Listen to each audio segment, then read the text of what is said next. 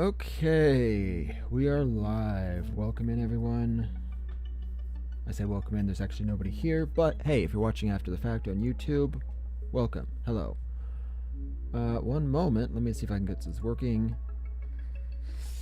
We're good? I think oh, right, I should probably switch this over to the front screen so I'm actually facing it.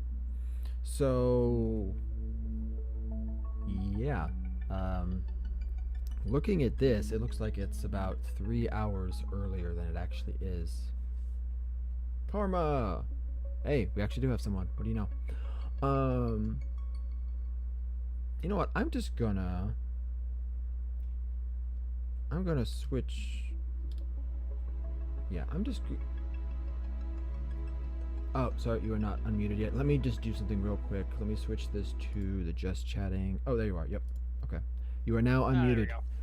I'm unmuted and visible, and well, you're unmuted and visible, and my camera's bigger. And this is not the same camera I had before. If you watched my stream earlier, you already know. But basically, I got a new camera from my wife's family, or possibly from my wife. I don't know who actually gave it as a gift, but they got a fancy new camera that can do the auto adjustments.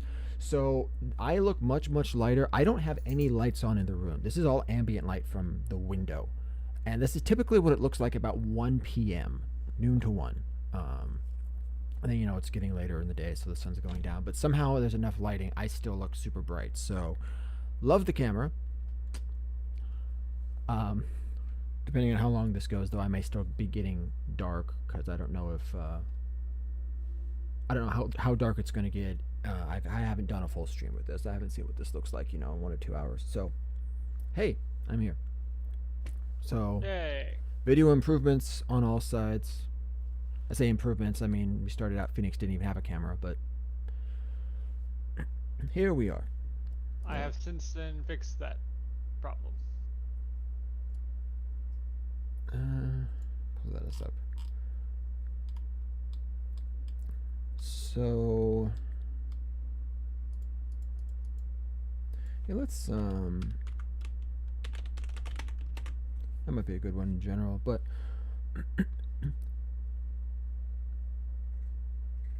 no, I'll go with my original idea. I guess I can technically touch on both. So I've been doing a playthrough Final Fantasy XII lately, and we're getting very close. Like, I would say one stream, if I just did main story only, I would be end of the game. And it's a very big game. It's basically, it's like an MMORPG, just single player, very open world. But we're very close to the end, and we've finally been getting some of the big reveals about character motivations, about the villain. And it's interesting because most Final Fantasy games, the villains are like out to conquer or destroy the world, fairly basic villainy stuff. But in this case, we actually have a villain, or at least a main antagonist, who's trying to do something that's actually good. And honestly, he's one of my favorite villains in the whole series. I say series, I mean every game has a different story. They're disconnected from each other. So I think he qualifies as an anti-villain. Is it? Well, is it an anti-villain or an anti-hero? Those always confused me. Sorry, 1 second. I need to adjust something. It just depends. So I mean, he might qualify as an anti-hero, but the thing is, he knows he's being an actual villain. He knows what he's doing is very wrong, so those tend to be more anti-villains. It's like they're actively being a villain, but they're doing it for a just cause or just reasons. yeah, the definitions are weird, because when I learned most of my definitions from TV tropes back in the day, and the definition they give of an anti-villain is like, say you have a cartoon series where a character is the villain. Actually, I think you've seen Phineas and Ferb, right? Yeah. Doofenshmirtz was kind of their example of an anti. Like, he tries to be a villain, but you can tell he's not really that bad of a guy. Half the time he's like, we're gonna do something and take over the whole tri-state area, because that's what he does. That's like his mandatory thing. But he wasn't really evil or villainous or malicious most of the time. Yeah, but you also see what happens when he actually does take over. Well, that's true. So that's why I said most. Most of the you time. can make an argument, but at the end of the day, he is. Well, he did eventually become a not villain by the end of the series. But But that's more of a reformed villain than an anti-villain. that's true. So the definition they gave is a character who is the villain but isn't really that evil, and an anti-hero is a character who's a hero but does a lot of borderline villainous things.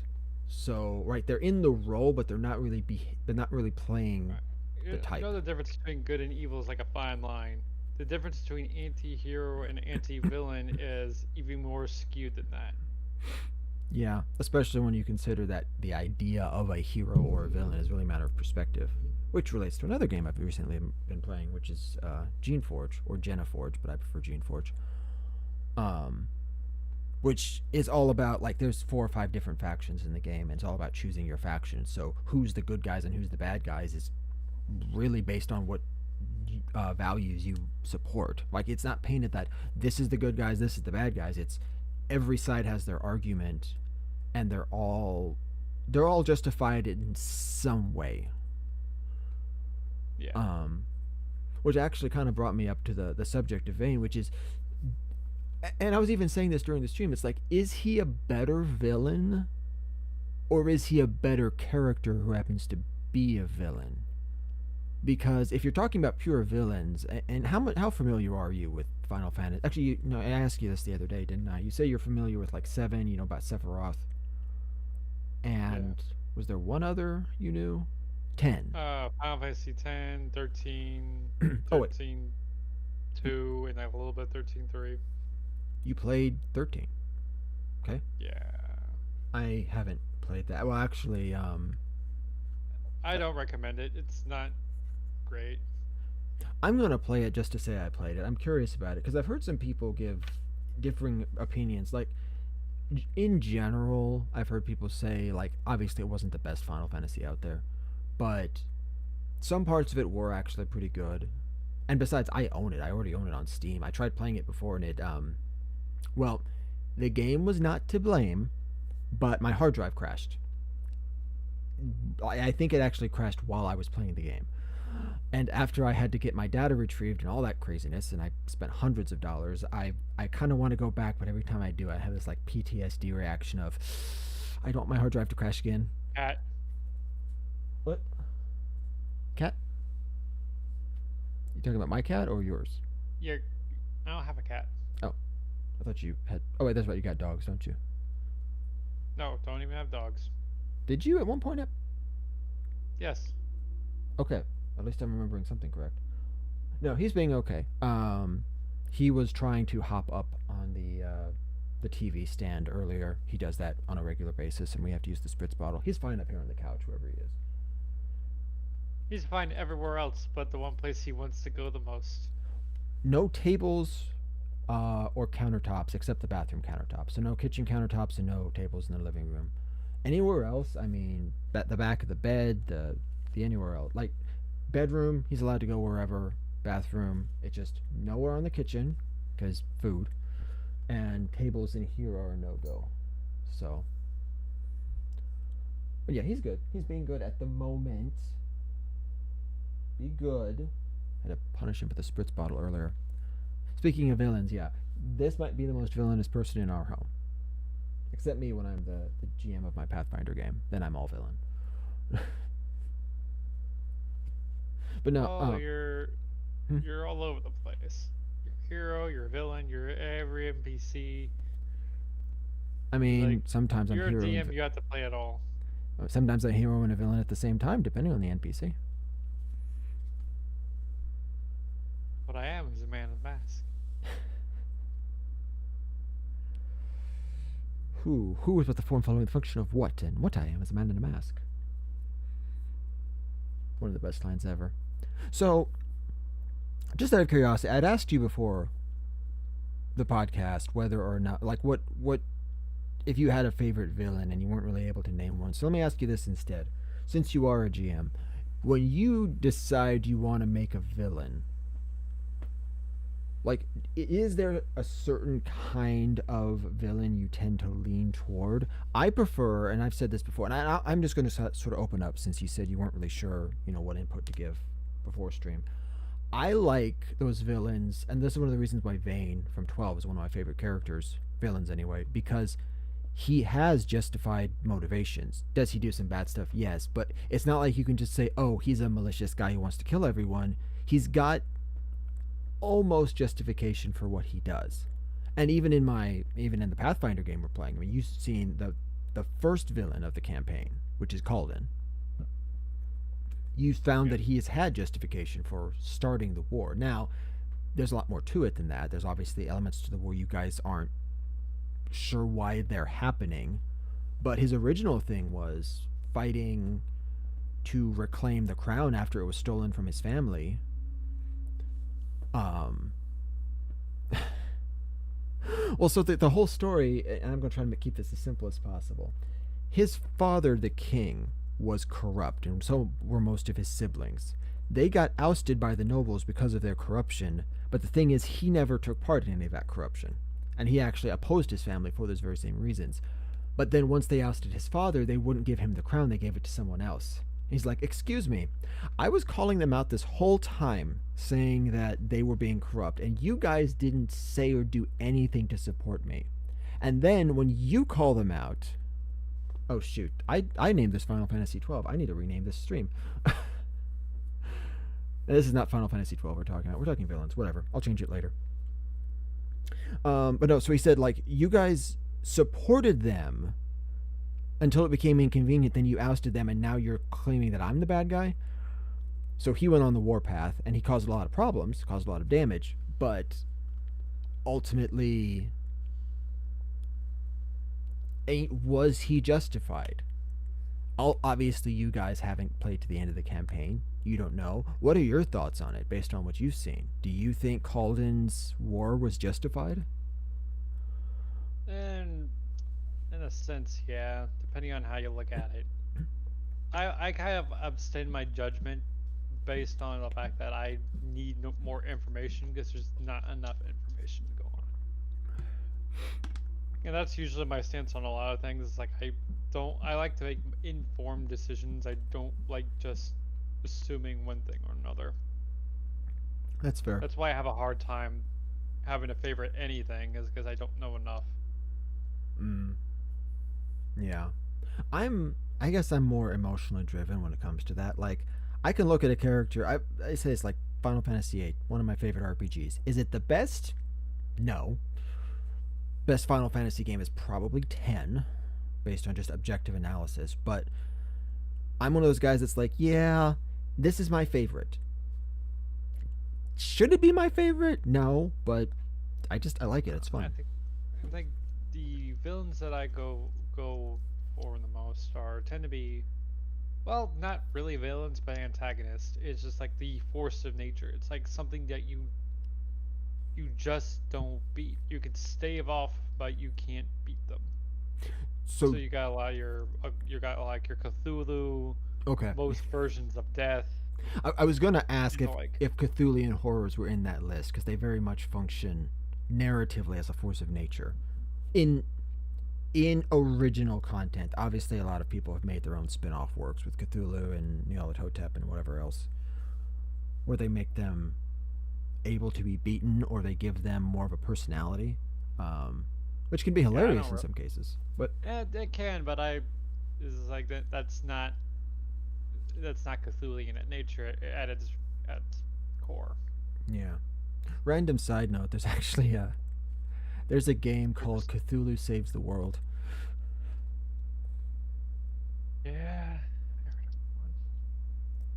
The plot is apparently some extremely powerful wizard drained Cthulhu of his magic when not drained, he cursed Cthulhu when he slept so that Cthulhu couldn't access most of his magic, and in order to get it back, he has to perform an act of true heroism. And so his goal is to save the world so he can get his powers back so he can destroy the world. Sounds about right. And that's why I'm saying it's a comedy.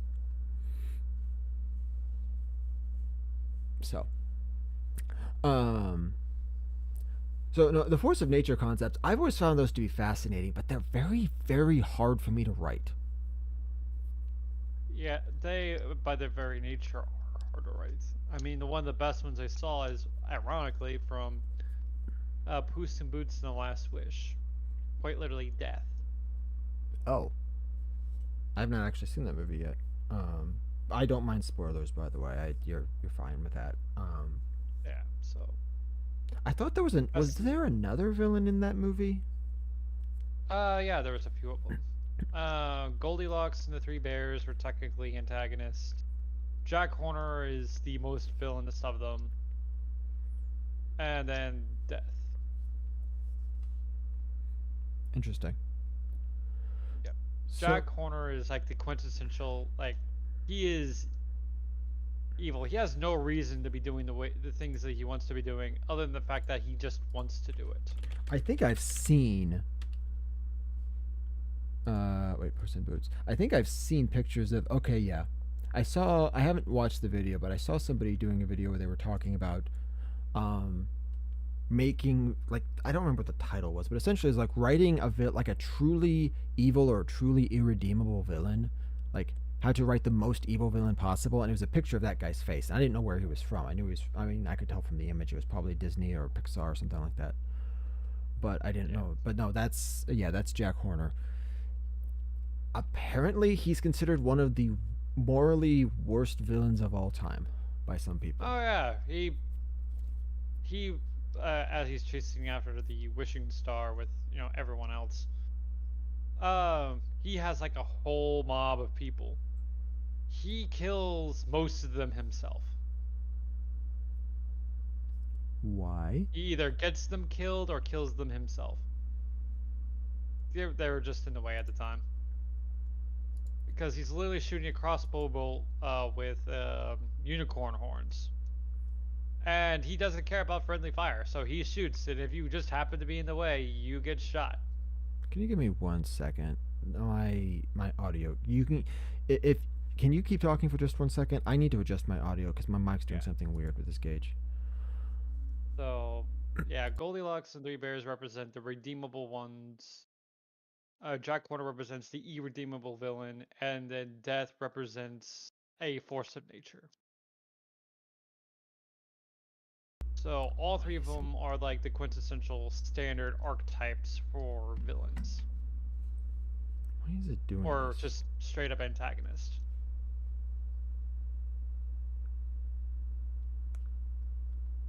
Yeah. Hmm. So yeah, pretty much how that is originally introduced as a bounty hunter, and Poos, they literally show the intro of the movie. They literally show Poos fighting against a giant and taking it on his own and defeating the giant without barely a scratch until he gets crushed. But he gets crushed in the aftermath, not in the actual fight itself. So, and that represents one of his last lives. Good. So he's on his last of his 9 lives. Sorry, I need to test something real quick. Yeah. Okay, you can continue. I don't know why my audio gauge is currently showing that it's got like mid-level sound. It almost looks like just background noise or static. But when I'm listening, it sounds fine. It's showing that it's like just constantly at like the Huh. middle of the gauge. I don't know what's going on. As long as people can still hear it just fine, they're not hearing this constant fuzz in the background. It's all right. Yeah. I don't know what's happening. So so essentially, it's just that he's initially introduced as a bounty hunter. They hype Poos up at the first half. When he gets crushed, it's like, oh, you're on the last of 9 lives. You gotta be careful. So he goes to a bar and just drinks milk because milk is not really healthy for cats. Oh, yeah, So that's funny. I didn't actually know that until fairly recently, like within the last year. I actually learned that. Fortunately, my wife was the one who was always in charge of taking care of our yeah. cats and deciding what to feed them, so I didn't make any terrible mistakes. But yeah, cats So actually yeah, are don't give lactose your cat intolerant. milk. Or cream. Yeah, most things are. We're one of the few who aren't because we drink it for so much longer that we keep it. Ironically, those who are lactose intolerant or is how we should be. Well, so I've heard cats are partially like they can have some lactose based items like cheese and milk, but not a whole lot. Yeah, and So, that's with most animals. but no, I guess that does make sense. He goes to the bar and just starts drinking milk, get Yeah. getting So getting tipsy on and the milk. essentially, so yeah, that shows up. He he pretty much looks like a bounty hunter, and Boost is like claims like, "Oh, no blade has ever touched me." And the first skirmish, you know, gets him, and it like zooms in and like barely shows the trickle that's going down. They don't show the wound itself, but they, show the fact that he was hurt. Hmm. So, and then he runs, and that chases him, which is funny because a lot of people don't notice this. Is Poos drops and leaves his weapon at that scene, and he's pretty much unarmed most of the movie. Okay. So, just funny little side thing. Like, Oh, okay. I thought that was gonna be followed up by another statement. no, For just some reason, actually, when you said something people don't notice, for some reason I expected you to mention something about like Puss not leaving, no, not Puss, Death not oh leaving no. footprints. Well, actually, no. What people don't notice is the fact that he has eight eight empty cups and he's holding a ninth one, representing the fact of the 8 lives lost and on his last. And that's Death, right? Yeah. No. Oh, Puss. Poos. Yeah. Poos has 9 lives because he's a cat. Oh, so So that's he when has he's eight. drinking in He the has. bar. Yeah. When he's drinking at the bar, he's got 8 empty glasses, and then he's on his ninth and last one. Because that was literally the last one in the bar. Why? Why can't people put these kinds of details into normal movies? Like, why is it And only the animated Disney and Pixar movies that get these weird, not in a bad way, but these weird sort of Easter eggs just hidden all over the place? because animators. Because animators, they get a little bit of free reign when they're designing some of these scenes, and like, you know what, this is interesting, put this in. I But guess when that's it fair. comes to actual setups, it's a lot more controlled environment. So because most of them you have to make most of those props yourself or get your hands on them some way. Like like you look at the vast majority of Star Wars props, all those are like mundane household items you can find if you try hard enough. Even the newer ones. Even the newer, not as much as the newer ones because they kind of shove up, but that's also a reason why it kind of loses some of its character for it. So, Yeah, reminds me of what was said about what are we talking about? Movie Blade Runner, I think. That if you when you see the skyscrapers in the city, a bunch of those are actually props of different ships from different sci-fi movies. One of them is the Millennium Falcon. I didn't Like know that. they show like a view of the skyline, and it's very difficult to see because it's so foggy. But I saw one and like highlighted. They put an outline of it and say right there, that's the Millennium Falcon. They took the ship like forward and put it up, so those things, the two Yeah. pieces that came together, and then you got the little dome on the side. All of that, yeah, they just set it up vertical, and it looks like a skyscraper apparently. It's big enough to be one. Well, that actually just gives me a funny thought. If you had a whole city with these oddly shaped skyscrapers and people didn't realize they were all ships, so like at some point the whole city just takes off. Every ship just goes into flight mode and they all just fly away. This is not Mon Calamari. What's that? Mon Calamari. Most of their ships are literally just cities, and they're Oh, skyscrapers. I see. Sorry, I was thinking of a Star Wars reference, but I was thinking you were talking about something else. Yeah, that was Star Wars reference. Interesting. The fish people, Long Cala, Yeah, the all that. ones who made Home One. Yeah. Which I was thinking Home One would make like one of the weirdest looking skyscrapers ever. So, and another thing that they got surprisingly and pretty scarily done well was um the first time I've ever seen an animated movie do a panic attack, like a full-on panic attack. For Puss in Boots? Yes, because death is following him throughout the movie. He does the whole whistle thing. He's tracking him down. And one of the times this scares and nerves him so bad he goes into a full panic attack. And then they even show how it's properly dealt with too. So So really like that bit. so here's the thing. Oh no, that's just gonna be spoilers. I want to ask you about this movie later because I'm curious as to why Death is chasing him if he still has his last life. Um, but again, I don't know if that would go into spoiler territory. I should just ask you about it later, and or just watch it That with my that wife. yeah that is it. Yeah, no worries about that. Well, his reason for chasing him is kind of a spoiler, kind of not. It's You don't have to worry about it. eh. We can just, like I said, we can talk about it after stream. I don't want to spoil it for some random person listening, just in case they haven't watched the film. I haven't watched the film, and I probably should with my wife, like I said. So, we have it's all they're all the Puss in Boots films are on Disney Plus, right? Yeah, I I think mean, so. they're I think it's they are Disney films, I think. I don't know. I don't know. The only thing I know is I bought it on YouTube. Oh, that's fair. So streaming,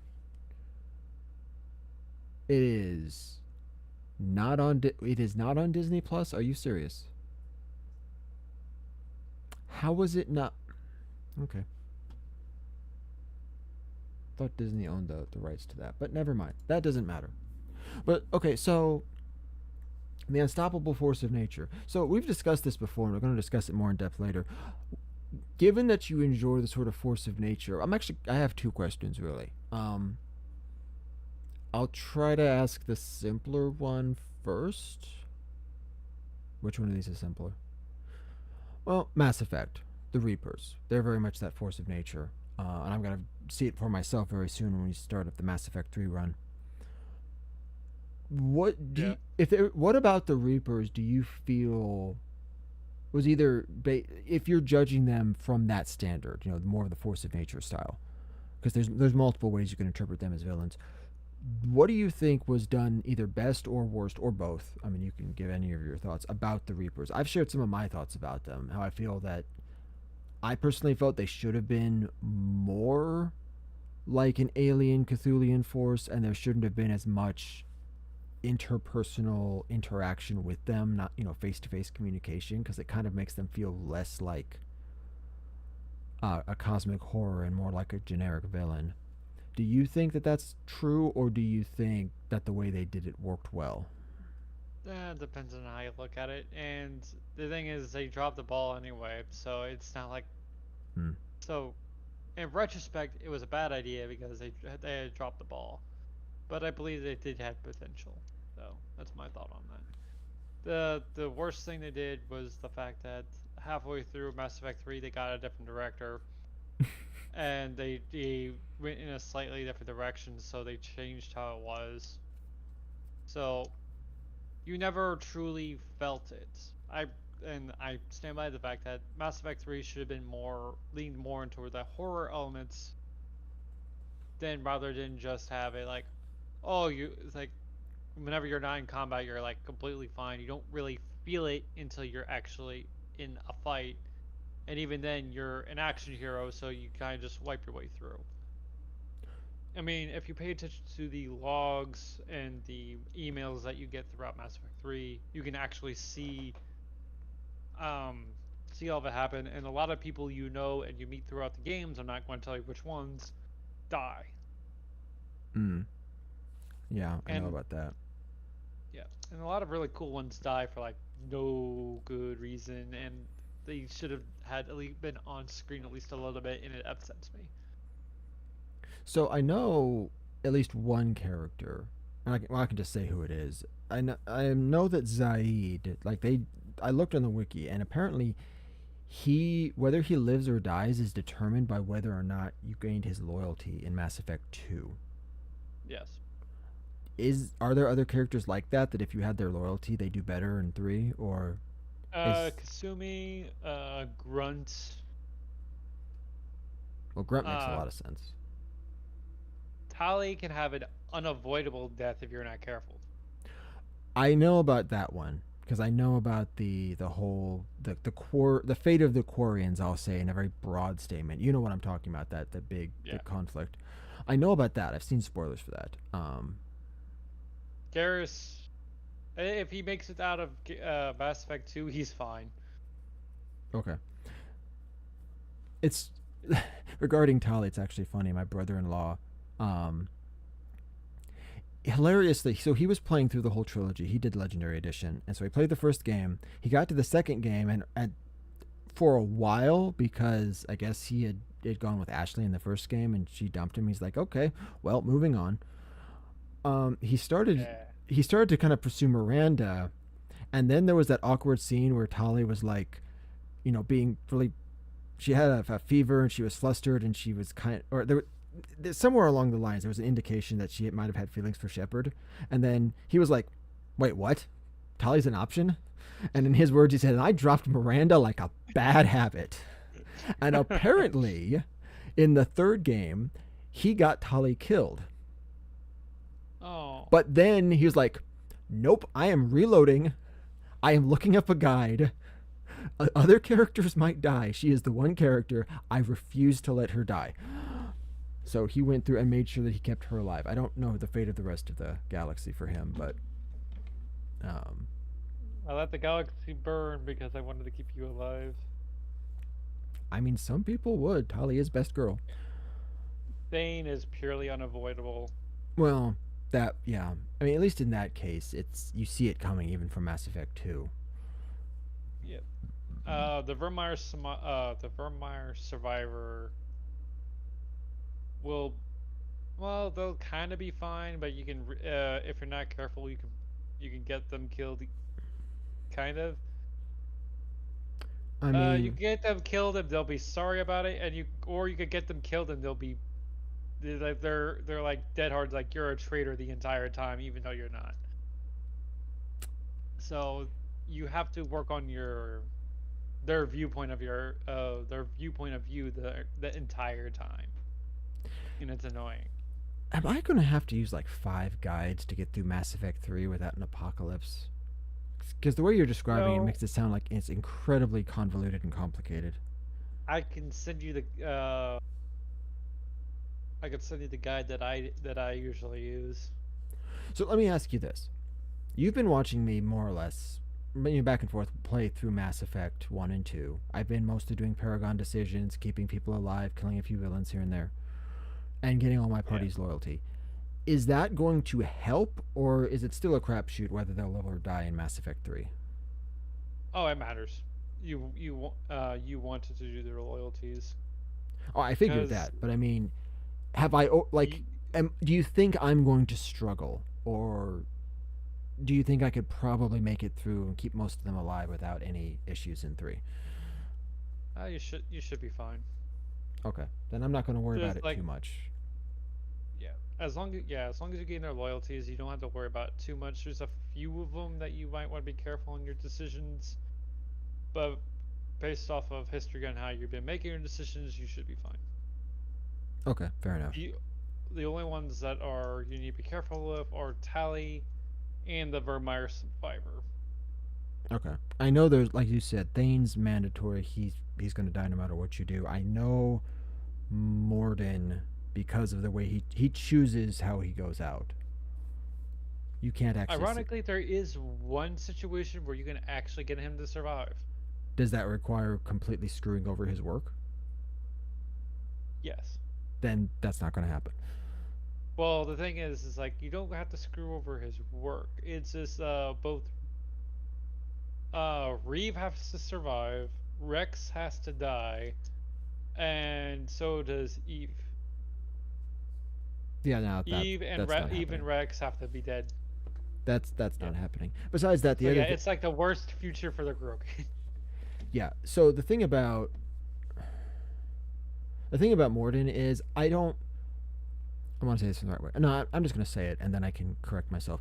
I don't feel bad about letting Morden die because, by Solarian standards, he's kind of an old man, isn't he? Like, Oh yeah, he's 30s something. no well yeah, he's like 30, 35. He's essentially in his mid 70s. Yeah, and if he gets to go out fixing what he feels was a major mistake in his life, or I don't know how they're going to play it narratively, but he gets to go out doing something heroic, I would say that's probably the best end for him. So yeah, roughly in his late 60s, early 70s, kind of. It's kind of hard to pinpoint exactly because he says he's in his last decade. So by his by those words, he can literally die within the next few years, So how or he can live another decade. so how old do you know how old humans can live to be in Mass Effect? Roughly 120. Okay, so if Solarians really get past 40, that means it's basically a 3 to 1. So if he's in his last decade, he's at least 30. So that would actually put him close to 90 in human terms. Well, human terms when it comes to Mass Effect, Well, yeah, because I don't. most people don't live I that think long in real life. yeah, and I'm not sure when the degradation happens for humans. Is it Hmm. staggered? I mean, do most people live until they're 90 and they feel like they're 60? Like they don't really mention on when the degradation really starts happening for humans. I suppose that's true. So yeah, so I'm not. I don't feel too bad about that one, but there's some of them that I'm just like, yeah, well, Yeah, I don't care if Jacob lives or dies because oh god, he has like the least amount of impact if he dies. I The only feel thing he off the only thing he offers if he survives is a little bit of extra points because he's technically a specialist. I feel bad That's for it. Jacob as a I don't. character concept. Okay, character concept, yeah. Like, I'm looking at Jacob and what they could have done with that character. And it's like, and I just realize we're massively off topic, but I don't care. We're talking about Mass Effect now. Deal with it. Um, I It he's always goes back to Mass Effect. We always circle back to Mass well, Effect. right now I'm definitely playing through it, and it is a major point. Eventually, I'm sure we'll get on and move on to other stuff, but there's just so much lore there, and there's so much to draw from as well. But there's so many times, and he's just one example. I've seen other characters they did the same thing with. It's like that character had so much potential, and they just waste it all. And Yeah, they kind of wasted Samara too. well, at least Samara was likable. Yes. Like, I didn't do Jacob's loyalty mission till the end. Like, it was the last loyalty mission I did, second to last technically, because I forgot about Zaid. No, I didn't. I was doing the mod thing. I wanted to save that for the end of the stream, but I was saving Jacob for the end, not because I was saving it, but because I just didn't want to do it because I don't like the loyalty mission. I don't like the character, and there's like nothing good that comes from that. That that's like the only good part about him is that loyalty mission. He actually feels like a person rather than just a drone. And that's sad because the loyalty mission itself wasn't great because the whole premise of it was a whole bunch of stupid BS that never had to happen except that his father is apparently a sociopath. Yeah, he let power go to his head and he wanted to enjoy himself.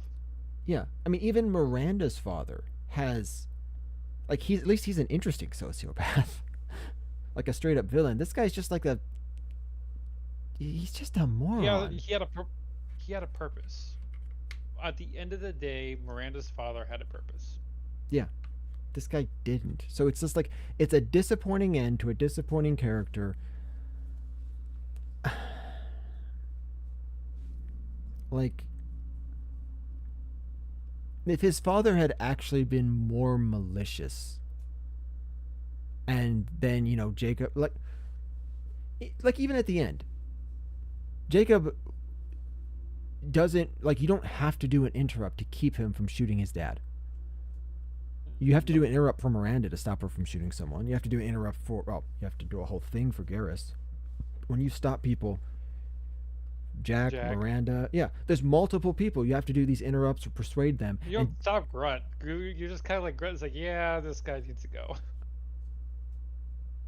yeah, with Grunt, it's like, do you want to shoot first? Like, who's You want taking to shoot first? first, or do you want to give him a chance to pull out their gun first? No, I'm saying, do you want to shoot first between me and Grunt? Like, do you want to kill him or do you want me to? That's kind of the option there. Pretty much. But it's like with everyone else. But Jacob doesn't even want to pull. Like, he doesn't pull the trigger. You have to make the decision for him. I'll say that. That would have, even though I'm not a big fan of his loyalty mission, that would have probably made it more tolerable for me if it had been a moment of, he's gonna pull the trigger unless you stop him. But he doesn't. He even then he kind of feels like a. Yeah, because he was supposed to be. Supposed to be what? He was essentially supposed to be like a. Not quite the Punisher, but it's supposed to be kind of similar because he left the Alliance military to join the Corsairs, which is essentially a Alliance-funded pirate gang. Essentially, they do the dirty work that the Alliance can't be tracked to. Where did you come from? Caveat is, yeah. Caveat being that if they get caught or if they die, then their records are expunged and they themselves deal with the consequences. How did you? But he let. Yep. Sorry, my kitten's misbehaving. He's ran away into the bedroom, and then when I wasn't paying attention, he somehow snuck back into the room, and I kept looking back for him. Okay, whatever. Yeah. Sorry. And then, no, you're good. So he leaves the Corsairs because the Corsairs, even though they were supposed to be free from most red tape, they themselves have been bogged down more and more by red tape themselves. So he leaves them and gets an offer from Cerberus who's like, you guys don't really have any kind of code, and I like that, so I'm going to join you now. But these are my guidelines. If you don't, if you make me do anything against these, then I leave. And Luciman's like, all right, bet. I feel He uses them. He's like, even his motivation is so, with how he acts and then what his motivation is like, why did you leave either group? You seem like you would be fine, but you like, oh, I hate red tape. It's like, okay, but you don't act like it. It's like you follow codes and guidelines that servers put down, and you follow those to the letter, but you couldn't do that with the Alliance or with the Corsairs. yeah, it's like he's just in this weird middle space. Like he hates red tape, but he doesn't hate it that much. He's more about being a little bit ruthless and getting the job done, but not that much. He doesn't like himself being restricted when the time comes, and that's a mess for all kinds of things because it points to the fact that he doesn't have a solid foundation of any kind of moral guidance. He looks to it for others, but at the same time, he wants the ability to do what he wants rather than deal with anything else. So it's only for those in-moment kind of things, which makes him just like his father. If he got into a situation like his father, he probably would have made a similar decision. Unfortunately. And that's why he doesn't do anything, because he realizes, like, I am just like you. And then he's like, oh, I'm better. It's like, no, you're not. Because he does the same thing. If you romance him as a female shepherd, he does the same thing. The moment that you're, the moment that you're on Not around. Earth facing Basically. facing punishment, he goes off and knocks up another girl. And then essentially side girl is like, she gets in your face like, oh, he's mine now. Oh, I'm much better than you are. It's like, do you know who the hell I am? Like, I couldn't care less. So yeah, Yeah, it's like you're better for him. That much is true. But yeah, I don't.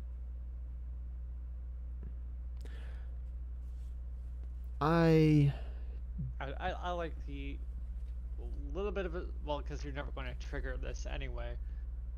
In the Citadel DLC, you can talk to all your companions, which isn't a secret. If you had that busted relationship, you literally could give him a stiff arm, and you're just like, you know what? We're completely professional. I want very little to do with you. It's like you showed me that you were just like your father, and you walk off. And that's all you had to. That's all you needed to do. It's like you're just like your father. sometimes I feel like the real villains in stories are the writers. Yeah. The thing is, if it wasn't such a,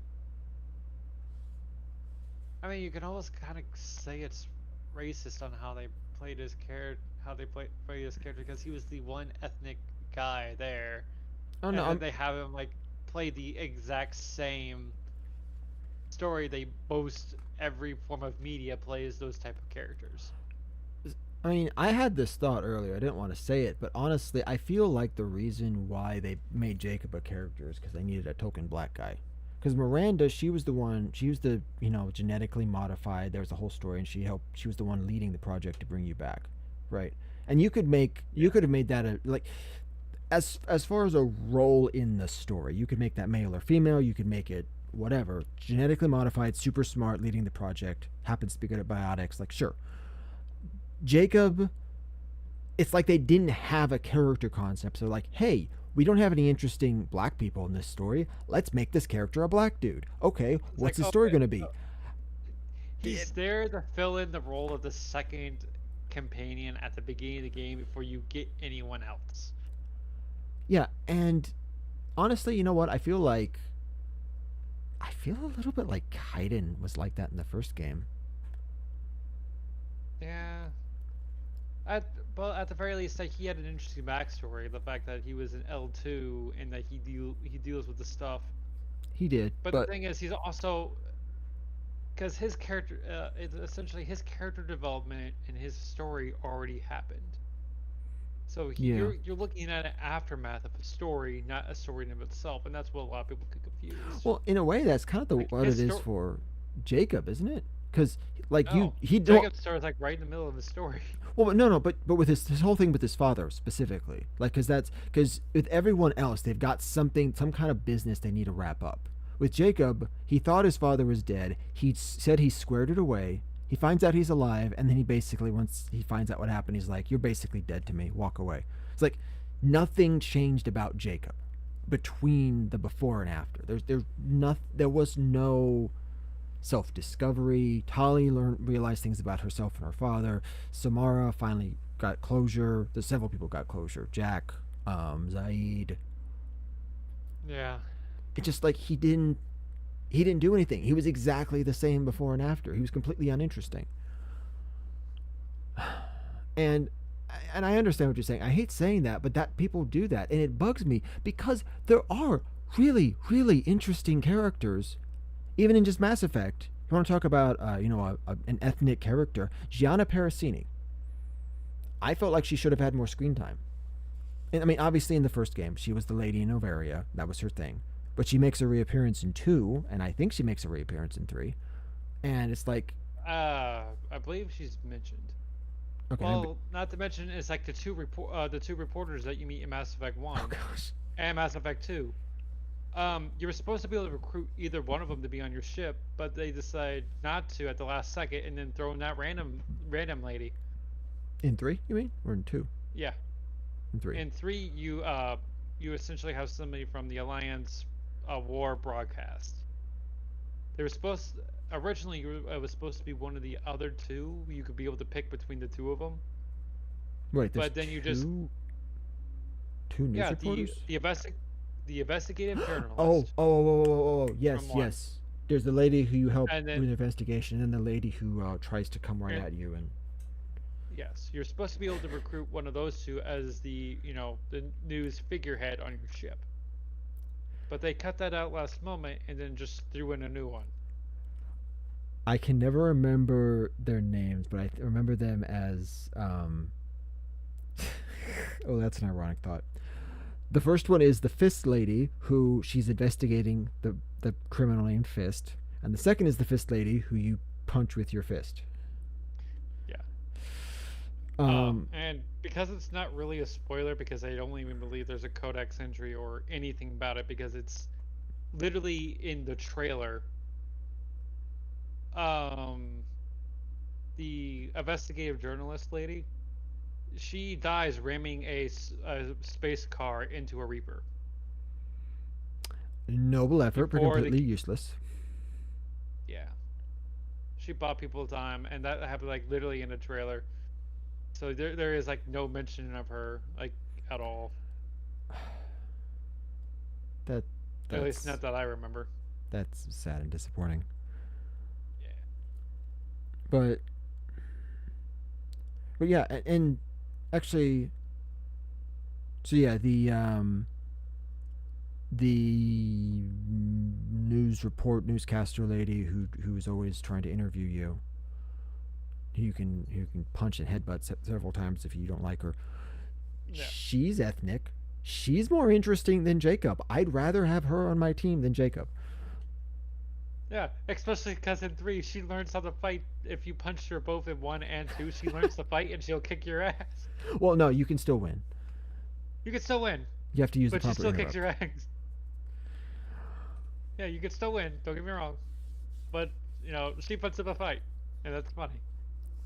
Yeah, it's very disappointing because it's like there's so much potential you could do for that character. And honestly, I would have preferred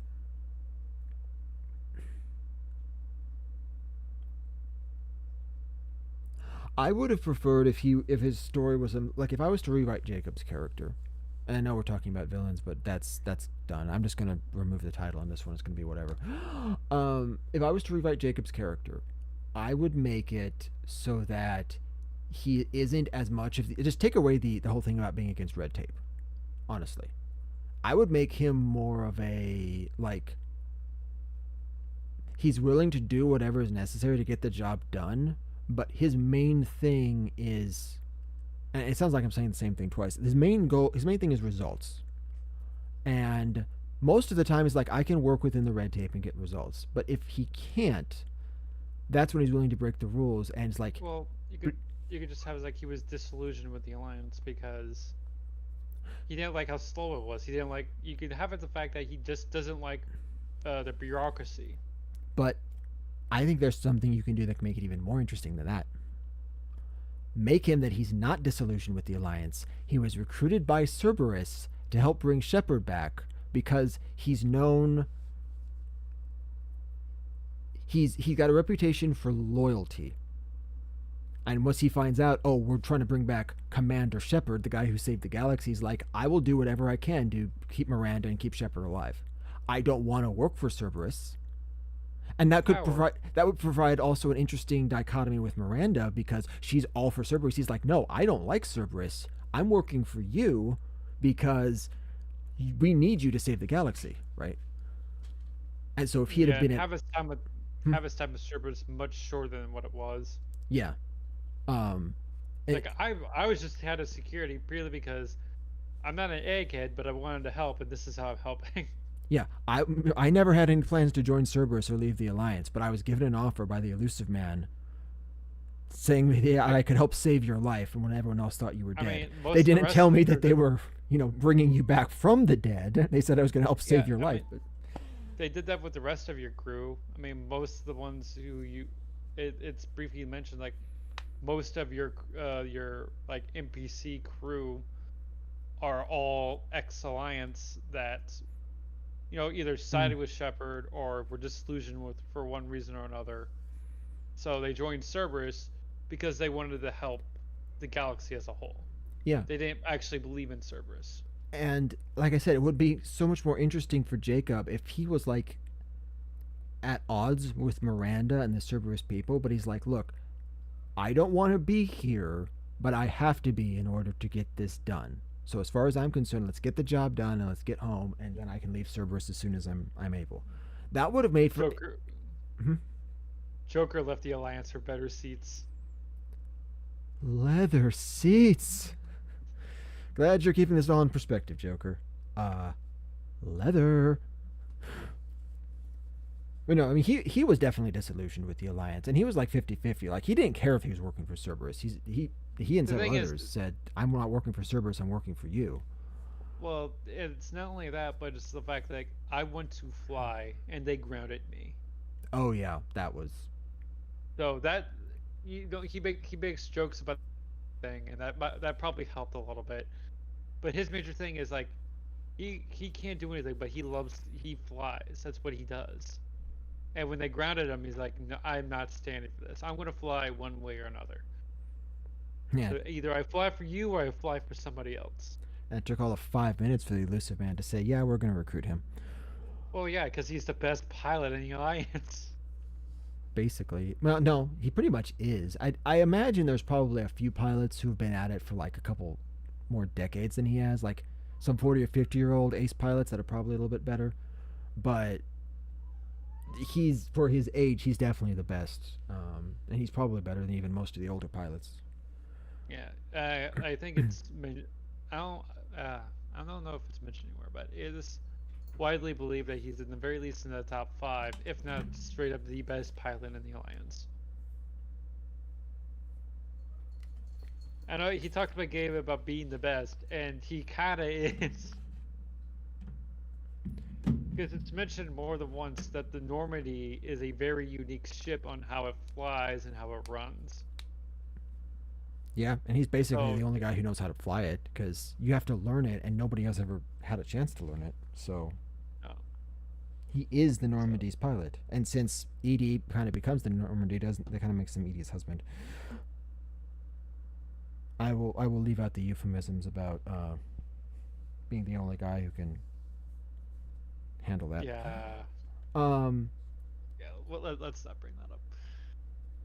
I mean, it's mentioned. Heck, even Kasumi is saying they're like an old married couple sometimes. So, Yeah, um, but no. So yeah, I Jacob was such a but just going, he was just such a wasted yeah, character. yeah. The thing is, they had like 3 different concepts for what to do with them, and they blended them together rather than deciding on one of those 3. Like they go like, oh, he's strictly against red tape, so he joined Cerberus because he wants to get stuff done. But he's a he's a generally okay dude when you talk to him because he doesn't care. I So mean, he looks like somebody who would be able to work within the red tape. He's like, oh, I hate red tape. It's like, yeah, but you follow Cerberus to the letter, so I don't get it. so here's the problem. So I don't know what the other concepts were. The red tape one, I can see why that would be a problem if they pushed it too far, because that is really a lot of what Garrus's character is about. And Zaid is also about getting results no matter the cost. So it kind of overlaps a little bit too much with those two, which is why I was initially thinking, make him all about the red tape. But then I thought about that and I said, maybe it's maybe better to go the other way. Make Yeah, him an that's what alliance that. loyalist. And yeah, I think they realized that, but instead of changing it, they just made him a loyalist who talks about red tape, even though he doesn't actually care about it. It's Yeah. like, okay, then why are you talking about it? It's just because Garrus was that way, and Zahid just likes the violence. Yeah. Well, I So mean, he didn't leave because of red tape. He mostly left because he just wanted to do his own thing. He was a fighter, and well, Zaid. the Alliance in peacetime didn't fight. So Wait, Zaid was in the alliance. yeah, he was, I believe, a sergeant. I never He was realized that. Yeah, he left after the first contact war. Oh no, that makes sense. I never realized he was. I knew the earliest point in his history that I know about is his being helping found the Blue Suns and being backstabbed by Vito. Yeah, yeah. Vito was in his same unit. Of course he was. I guess That's that why explains he why get. he That's hated him so much. Yeah, because they literally fought. They fought and bled together. They left the alliance together, and then all of a sudden, like you shoot him in the back. So, No, he shot him in the face. oh yeah, backstab shot. Yeah. So yeah, it just. So I can see why they didn't go that direction and push him too far on the red tape side, because you don't want it to feel just like a duplicate of another character. But you really don't have any alliance loyalists in your group, do you? I mean, because that the concept of somebody who doesn't want to be in Cerberus but feels like it's the only option. I mean, obviously you as Um. Shepard can be that way. Doctor Chakwas is the only one. Yeah, but her statement was, "I'm not working for Cerberus. I'm working for you." She never. I mean, Yep. So she is an alliance loyalist, but the only reason why she's there because like, if I don't help you, I don't trust anyone else to do that job. So yeah, She's been in that's fair. Alliance a long time. It's mentioned that she took very little time off, so she saved up a lot of time off because Mass Effect 2 takes place over 6 months. So she literally got 6 months worth of leave to help you. Wait, so she never left the alliance? No, she got permission and was on leave, and she let them know, like, hey, I'm going to be on a Cerberus ship doing this.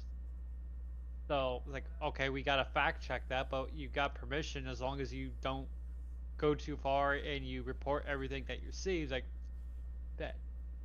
Which of course meant she didn't see much, because Oh, um, actually, she does. She recorded a lot of the medical technology, whatever else she could. She actually reported a lot of the she could find.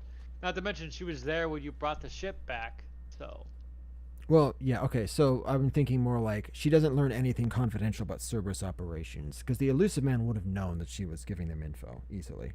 oh But yeah, I mean that he saw the entirety of your crew was expendable, and not expendable as in oh you're just going to die, but expendable is like they don't have any. I'm not telling them anything too important. yeah, um, But but then again, he rarely tells anybody but his like direct inner circle anything important. So yeah, but I still feel like there was a niche that Jacob could have filled, because functionally, Dr. Chalkwas doesn't really speak out a lot against Cerberus and disagree with their positions and methods. Like, you're pretty much the only one who does that if you decide to go full Paragon and call them out. And it would have been nice to have someone like Jacob be kind of, like I said, the counterpoint to Miranda. Um, and it would have made for a more interesting dynamic. It just made for a more interesting character, frankly. I don't know why people write in these characters that don't have, like, for me, I when I write a character and I get a position where it's like this character is just this generic nothing. I've come up with some of my most interesting characters from that, because I'm like, okay, what is their thing? What makes them interesting? Because if you have a character who fills a role, like Miranda, she's the smart lady, right? She's the yeah, she's the I need to be perfect because I'm designed to be perfect. I don't know why my brain says she's the Hermione Granger of the ship. I don't know. I mean, kind of. Not the greatest comparison, but a comparison. Well, I was thinking of another, like a fan fiction type Harry Potter reference. Long story. I'm not going to get into it. But no, I was thinking like she's the Hermione Granger, and I've had stories where it's like, okay, this is the protagonist. I kind of know his story. This is sort of the rival to the protagonist. This is the love interest. This is this person, and I define them by that role, and then I build out from there. But when I have a character that doesn't have a defined role, I'm like, I have to do something to make this character interesting. And I come up with some of my best ideas from that because I have no limitations on it. And I feel like Jacob could have been one of the best characters in the party, but they just didn't do anything with him. Yeah, So, and at the very least, both. And the thing is, both Caden and Ashley and three they get a lot. I mean, they don't really change much. I mean, you get a little bit more backstory. I mean, you learn Caden loves to cook and is actually a really good cook. um, Ashley comes full circle and she pretty much breaks her family's, being, blacklisted by the Alliance because of everything that she does. Does she get to the point where she's actually treating aliens, specifically Turians, like they are people? Because They don't really talk about it, but it's pretty much mentioned that she doesn't have a problem with aliens. okay, because I was gonna say that was the big thing. That's the reason why a lot of people hate Ashley, because she starts out very xenophobic. Well, I say very xenophobic. I mean, The funny thing about her xenophobia is you could kind of understand it because it's mostly directed at Turians. yeah, and I mean, And the sad part is this is the thing about Ashley that I get so and conflicted about. Most of the time, she's what right. yeah, and that's the thing is like everyone hates her because of the xenophobia, and it's like you gotta think about it as more of a general human term. If we right now went into the Mass Effect universe, or if we discovered aliens, everyone else would be the same way she is. They would be very untrusting, especially with how they're treated, how humans are treated in Mass Effect, because it's stated that we aren't treated very well Yeah, because we were so much newer. It's like, oh, we've been here several hundred years. You're just here. You're just a child, and like we got it's like, and we don't like that. Humans don't like the being disrespected at all. yeah, and that's what I mean by she was right. Not that her philosophy is right, but when she makes a call saying, like, if you asked and you talked to her about the council stuff, she basically tells you straight out of the go that the council, she hates politicians. She can't stand the bureaucracy of the council. They're not going to help humanity unless they have no other choice. Like, she calls it 90% of the time. She's right. She knows how these people are going to act, that they're going to treat humans like second Yeah. class citizens. It's like, The thing is, they treat us like a dog. Is like, yeah, it's like you're there. You don't you give it little bits and pieces. But the moment something goes wrong, you sick the dog on it, and then you leave. yeah, it's like I want to dislike her, but the fact is, it's hard when all of the points she's making are accurate. If the alliance or the council was treating humanity better and actually treating them like, equals, at Well, the least thing is, socially speaking, and equals. and that's the thing is when you break down the politics of the Citadel, especially the council races, they don't treat anybody very well. The Yeah, the Elcor have the smallest group. Because they don't like to travel, they have very few rights, and they require their entire economy is run by the Asari, and the entirety of their protection fleets are done by the Turians. I mean, they're beholden to two other races entirely. The Volus are pretty much completely under the thumb of the Turians because they're not soldiers. They're extremely good spaceship builders, economists, and pilots. They're very good pilots. well, if they're good spaceship builders, it makes sense. At least they have Yeah. the advantage when they have something the Turians need. They basically run the Turian economy, and the Turians run their defense. But on the galactic stage, the guns mean more than the dollars or credits. So Yes. that's why the Turians have the power. Uh, then you just look at the Quarians. I mean, over 300 years, and the thing is, no one decided questions like the Geth. I mean, five, maybe 10 years, and then they could have invaded. It's like, oh, we're just waiting for them to invade. It's like they don't need an economy. They can take all. They could strip every planet for pure resources, Yeah. do nothing but build more machines, build more ships, and then just invade after 10 years. Because 10 years of robots working around the clock, they could build a sizable army that can take over the galaxy, let alone 100, 300 years.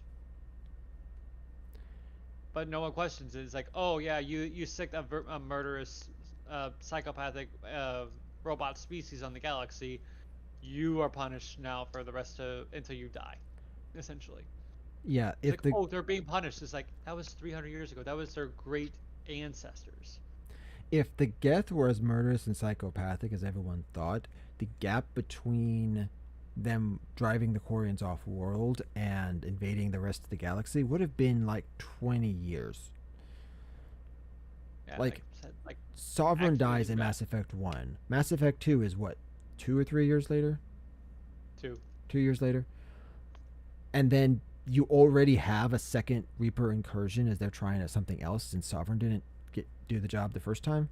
Like, they don't wait. Oh, the Reapers can wait centuries. They don't have to hit right away. They're like, no, we give you about 6 months and then we start another because that's, it was only a few months after the first game that Shepard died. Yeah. So it's I like, mean, because woo. the Reaper invasion was technically supposed to happen. What was it? It was like 20 years before. Oh yeah, that's true. Because they sent the signal, it didn't work. Yeah, it was because it was roughly after the first Contact War, but it was essentially a little bit before Saren was recruited by Sovereign. Because Sovereign only recruited Saren because the signal wasn't working. So he needed It's an like, agent who okay, can get into the Citadel for him. yeah. So then it started the whole process. And the only reason why he was able to get his hands on Saren was because Saren didn't like humans because they killed his brother. Because they invaded a human planet because they didn't like what they were doing, even though they didn't know what they were doing was wrong in the Citadel's eyes. And Saren's brother, depending on who you believe, was either a captain of one of the ships, a head of the fleet, or in one of the various other groupings. It's hard to tell. But That's he dies in that conflict. See, that actually bugs me because that makes me feel like Saren had less justification as a villain. Because yes, he died to humans, but it was a war, and the Turians were like Turians of all species should understand when there's war, there's consequence. Like, you just you Yeah, but they also believe in their laws. I mean, they saw human. They don't. The Turians have a strict. You obey the law even if you don't know it exists. It's like just that's because you don't know the law exists does not mean you're exempt from it. but that's dumb. I can't get like Yeah, it is extremely convoluted, and that's why most Turians don't like humans because not only did we break the law and cause a war, but we fought back and we forced them. The reason why a lot of the other races didn't like us is because we didn't just roll over and accept everything. We fought back. so here's the thing about it that I would very easily be able to just like step up and say, look, you guys are morons. If Oh, you it were gets worse. if you were concerned about the humans activating the mass relay and causing issues, then you should have hopped on over, surrounded the mass relay with your fleet, and hailed the humans and said, look, we're not letting you do this until we talk. You don't Yeah, have to I mean, invade their planets. Why the hell would you think you need to invade a human planet to stop them from using the mass well, relay? and this is the thing is because of um, human doctrine. Now this is all speculation because a lot they don't really cover it very much. Is human because it's purely done because based on how humans do things now. The fleet that was going to go activate was primarily a science fleet to help get it open, a scout fleet to go through, and a pretty much a few medical ships. There were no combat viable ships. Well, not very combat viable ships. Not to mention, we're more, on the tech tree. We're far more behind them than you know anything. Yeah, so they didn't even need to apply much force. They could have sent a small patrol, like not Yeah, a small. I mean, maybe a and large patrol group. what they did, they wiped out the entirety of the fleet that was around the relay, and then went and invaded Shangxi. So How the they killed hell a do you lot of justify this? because they broke the law, and how Turian doctrine is it's fast and it's very fast and aggressive. What they would have done was they would wipe out all space the entirety of the space fleet regardless of what it was.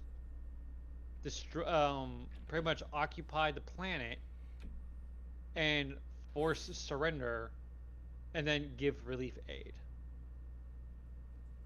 They To, are very fast, very aggressive, and if you pose a threat, you're immediately taken out. So they pacify you. They pacify you with quick, aggressive, overwhelming force. they weren't a threat. The science team wasn't a threat. They didn't There have was to a be ship in killed. space. It was a ship in space, and they were messing with the relay. So they died because they were guilty of messing with the relay. See, I didn't know this, but the more you explain to me, the more I think Ashley was right. So, and that's why a lot of friends don't like Turians. Is that's how we think things. Is like they didn't have anything to do with it. They were just doing a job. You could have done anything to prevent it, or just surround it. You could have even just disabled the ship. They weren't. Most of that fleet wasn't really for combat, and the ones that were stood no chance against the Turian patrol fleet at all. The I thing is, mean, it took two entire human fleets to bring down one patrol fleet because of the difference in technology.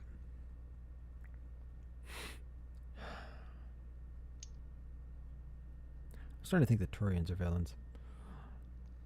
They really kind of are. They have a chip on their shoulder because they take their job very seriously, and it's admirable. But the thing is like they have no flexibility, mostly because their skin is metal. I was gonna say, I do find it funny where it's described how the idea of building capital. So there was a limit on the number of capital ships that different Citadel races were allowed to have, and the humans found a loophole because the capital ship classification required it to have certain abilities, such as, for instance, the major gun. Said, well, what if we build a capital ship that doesn't have any guns on it except for small point Oh, defense weapons? we introduced two things. Are you Pretty much, counting the Normandy or not? not the Normandy. Okay, so two others besides. I knew about the capital ships, Well, which were the carriers, fighter you have the carriers. three is like we had ones that were the same size, but they didn't have the same capabilities, but they were carriers, and most of the aliens scoffed at it until they saw how effective carriers were in combat. And the other one was they were specialized. It was a classification down from a dreadnought, but essentially it was them Cruiser. with a cruiser with a dreadnought gun, Oh gosh. and that was it. It was like pretty much a long range support, and it didn't qualify. It had the hit power and weapon force of a dreadnought because it had multiple guns. So but basically, they including the built main space cannon, artillery. essentially, and then the carriers to protect the fleet. The thing What? is, the human fleet with human attack doctrines was so unique that they couldn't really fight against it, and the Turians started construction on their own carriers, Hmm. even though kept it on the down low. They kept it on a experimental basis because they didn't want to copy human attack doctrine. Have you ever played or seen played the newer XCOM? XCOM 2. Well, so there was the old XCOM games, like the old pixelated ones from the 90s or something. But there was XCOM Enemy Unknown and Enemy Within, and then there's XCOM 2.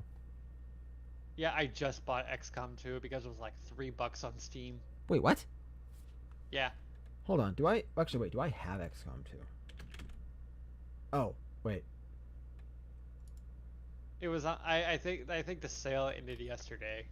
No, it's fine. I already owned it. I was like, wait a minute. I thought I had that on my wish list. No, Yeah, it was 95% off. I don't even want to play it, but I'm like, I'm also not going to pass it up in case I ever want to play it in the future. So it's a hard game to play.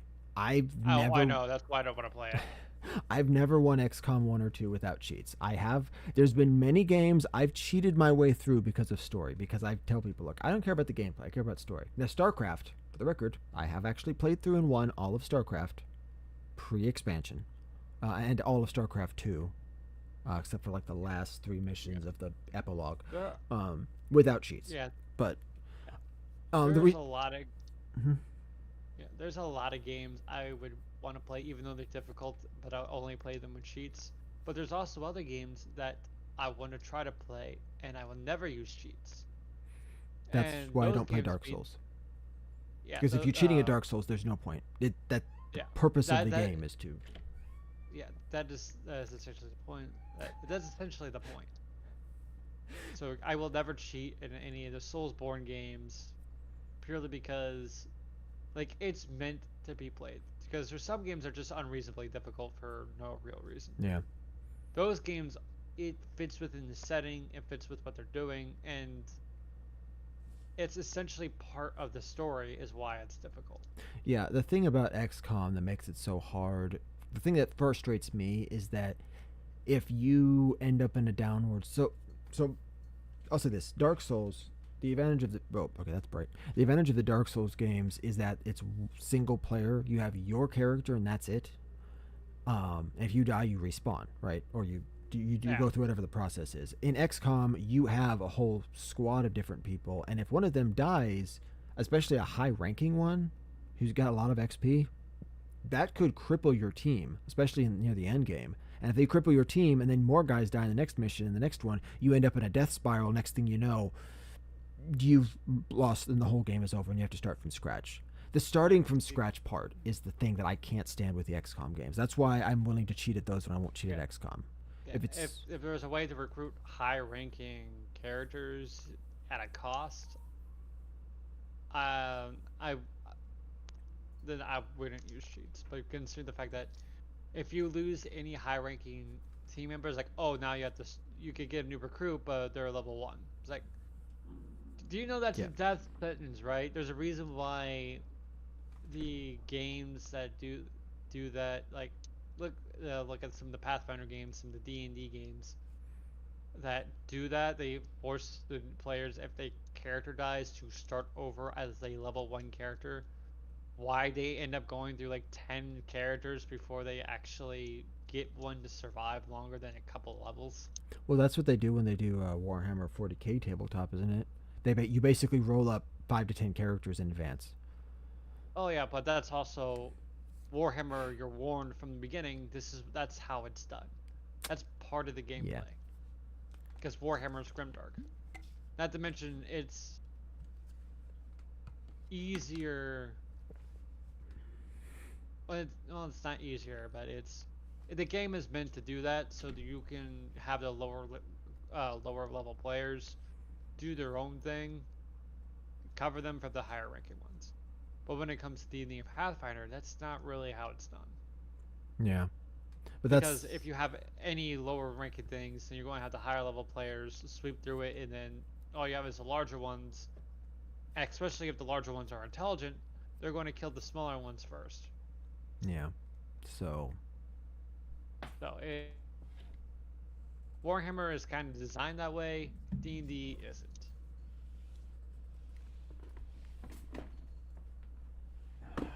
that cat, I swear, he is trying to get on my nerves right now. Especially considering that like, some players just want to kill off their character because they want to play a different character. But why kill it off? Why not just write them out? Ah, you could, but some people like no, it fits within the character to have them like die in a moment for one reason or another. I I mean, never, I've had characters like that. I've never liked the idea of just killing off a character so you can make a new one. Because for me, it's a matter of like narrative integrity. If a character, for the same reason, if a character who should die. If people are against, well, I don't want you to just keep the character alive because it feels cheap. Well, by the same argument, you shouldn't be killing a character who should stay alive. Narratively, it does neither one makes sense. You're only doing it because of the player, not because. Essentially, is what you do. It's like you throw them in a situation, you fade to black. It's like now, regardless of whether they survived or not, is completely ambiguous because that character no longer has a player, so therefore no one knows what happened. See that one I'm more okay with because that at least gives you the option to bring that back if it makes sense narratively. But I'm probably going to have That's to what end I this tried to do. podcast early because my cat is very determined to try to cause chaos in my apartment as much as possible.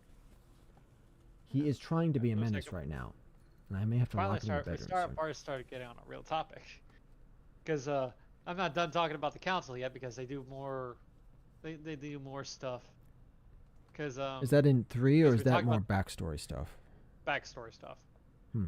So essentially, it is they placate to the Hanar just to get Hanar support because they're really good with medical technology, but they see them as a nuisance because of their religion. So they fake siding with them, and they give them token support, and just put them in the corner and then take their stuff.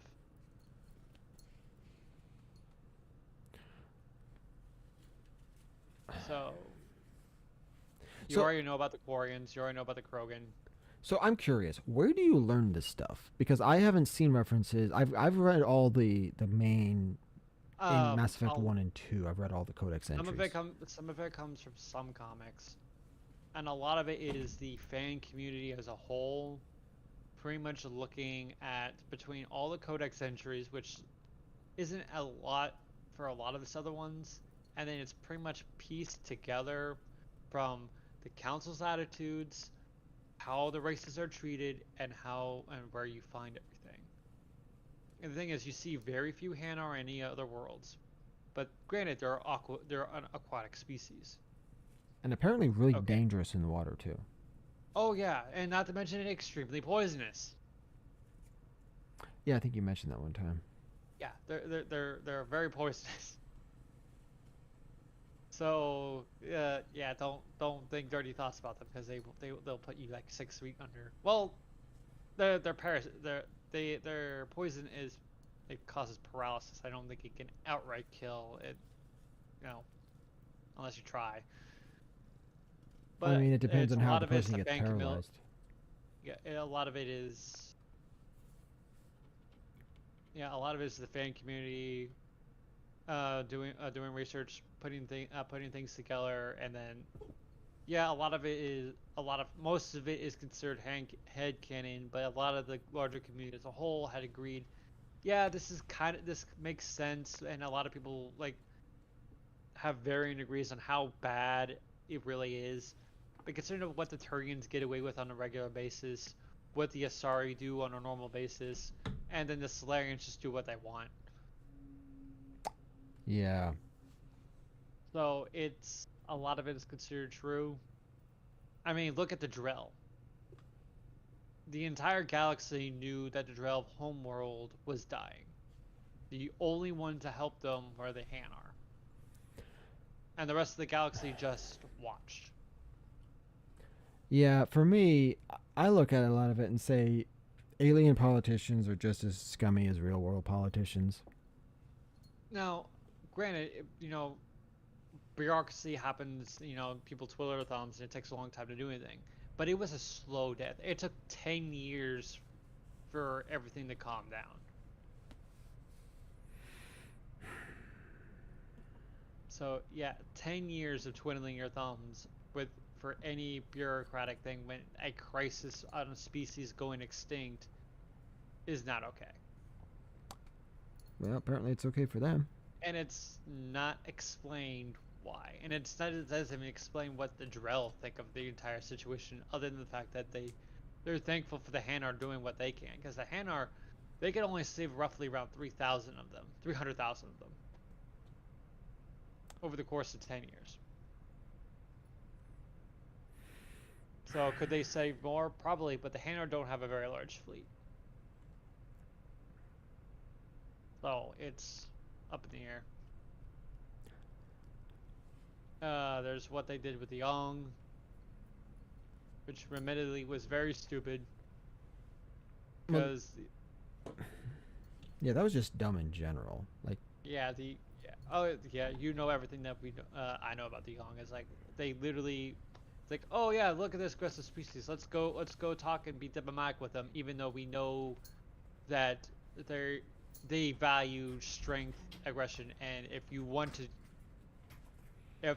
talk, you gotta prove you're worthy to even talk to. Hello. And they didn't do that. It's like, no, we're going to show them a better way. It's like, when you're dealing with a new culture, you kind of have to try to placate to that culture a little bit before you try to teach them anything, because they're not going to listen. I just realized, Uh, looking at my camera, it's actually brighter in this room than when I look at the room itself. Yeah, I got Yeah. that one specifically because it's good at low light. So, wife is gonna have to turn the lights on. I'll block I it. Hold on.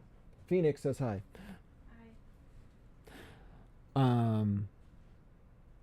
Which is it? That's another one of those amazing paradoxes. Like, oh, let's be nice and try to placate to the Yogg, despite the fact they are hyper aggressive, and these humans who are sometimes aggressive, sometimes diplomatic, let's just attack them at first sight. well, I- the thing is, I feel like the council is the most incompetent group of people in the galaxy. well, the Young were pre-space age. They're in their industrial age. Then why would you even go talk to them? Don't Because even. it's part of their. They have ascension programs. They learn what they did with the Krogan. Kind of. It's like, Yeah. okay, we're going to talk to them first. We're going to try to do this, and we're going to build up a relationship before, and then we'll slowly introduce them to the galaxy. And yet they didn't learn. It's like guns and give them ships, but they still didn't learn their full lesson. He has been a mischievous menace the last 20 to 30 minutes.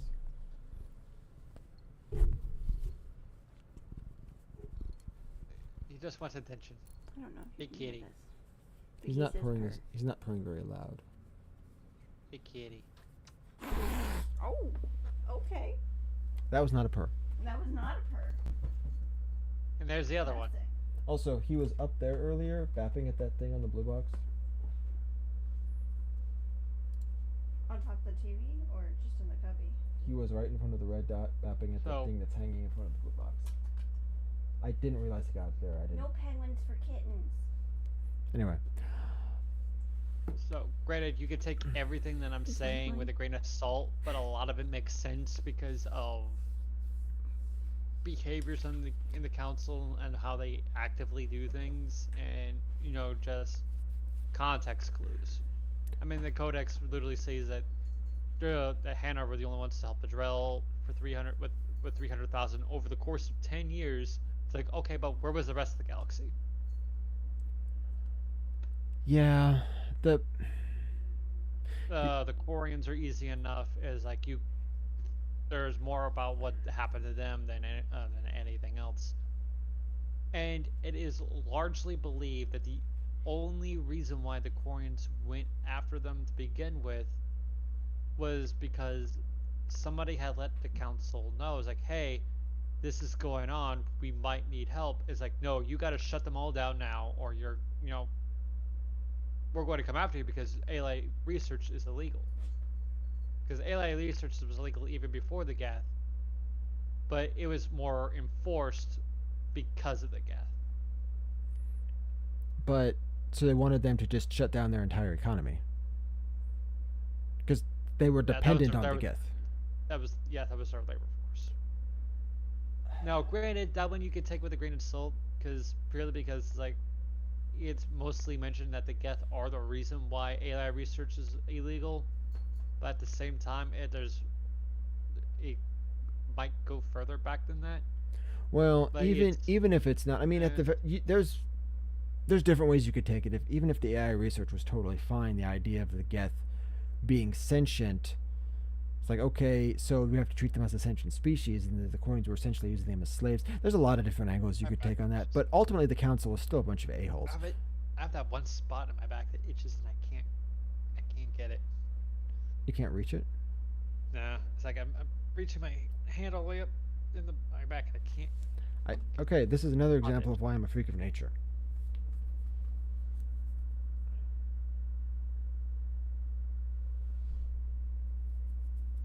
Oh Jesus. That's kind of cool. That was Yeah, stretching it a little bit far, but typically when I need to reach my upper back, I don't reach up, I reach down. yeah, and just in case of some people that know, it's like the reason why the Krogan are the way they are is because when the Solarians originally uplifted them, they gave them guns and told them to fight. They essentially stripped them of their original culture to be soldiers. Yeah, that And when worked there out was nothing left, fantastic. and when there was nothing left to fight, they didn't know what to do. They only knew two things: fighting and expanding. That's it. So when they ran out of room to expand, what did they do? Fight. Yep. When they ran out of things to fight, they expanded. When they ran out of places to expand to, they fought. Yep. Because they took their culture. Yeah. I, see, Sovereign made a line where he talks about at each civilization's apex it's extinguished. I find that hard to believe because I find it really hard to believe that this is the apex of galactic civilization when the people running it are so incompetent. Oh yeah. And then not to mention that they make the requirements of joining the council races almost impossible for anybody to ever join them. I mean, humans got lucky the fact that we expanded fast enough, far enough, because we were in the African Traverse. There's little to no EZO, so there's no reason for them to be there. So that's why they didn't discover humans earlier. Why we were able to build up the way we did to be able to even begin to qualify. And that's why a lot of the other lesser races were upset about it because they never got the opportunity or they just aren't physically capable of doing it. See, I almost wonder if one wants to do like a reinterpretation of the Mass Effect lore, or maybe just a general interpretation, if the reason why the Council seemed to dislike humans so much was because humans, every other race that rises up, and becomes a spacefaring race, becomes dependent on the Council, and humans are just like, no, we're just going to succeed on our own. And, like, they were so used to everyone kowtowing to them that when they meet this group of humans, they're just like, no, we don't really need your help. I mean, we can accept your help, but we. Now, the funny thing is like if we had missed the curve, I mean, like give it 20, 30 years before we extra 20, 30 years from discovering Mars. Oh, you could probably make a argument about just 10 years later from discovering Mars, the archives on Mars. We would have been the head of the next cycle, and we would have had 50,000 years worth of development before the next cycle. And I've seen a few people run with that idea, and a lot of interesting things come from that. So wait, so you're saying if humans had gone slower and not been on the like, if we had been a pre-space, like industrial era civilization, whatever, when the Reapers showed up, and they cleared out the galaxy, they would have left us alone because we weren't advanced enough to call yet. Is that what you're saying? Yes. Yes. And then oh gosh, you give humans 50,000 years to develop tech. If we didn't, kill ourselves off. Ah, that's horrifying.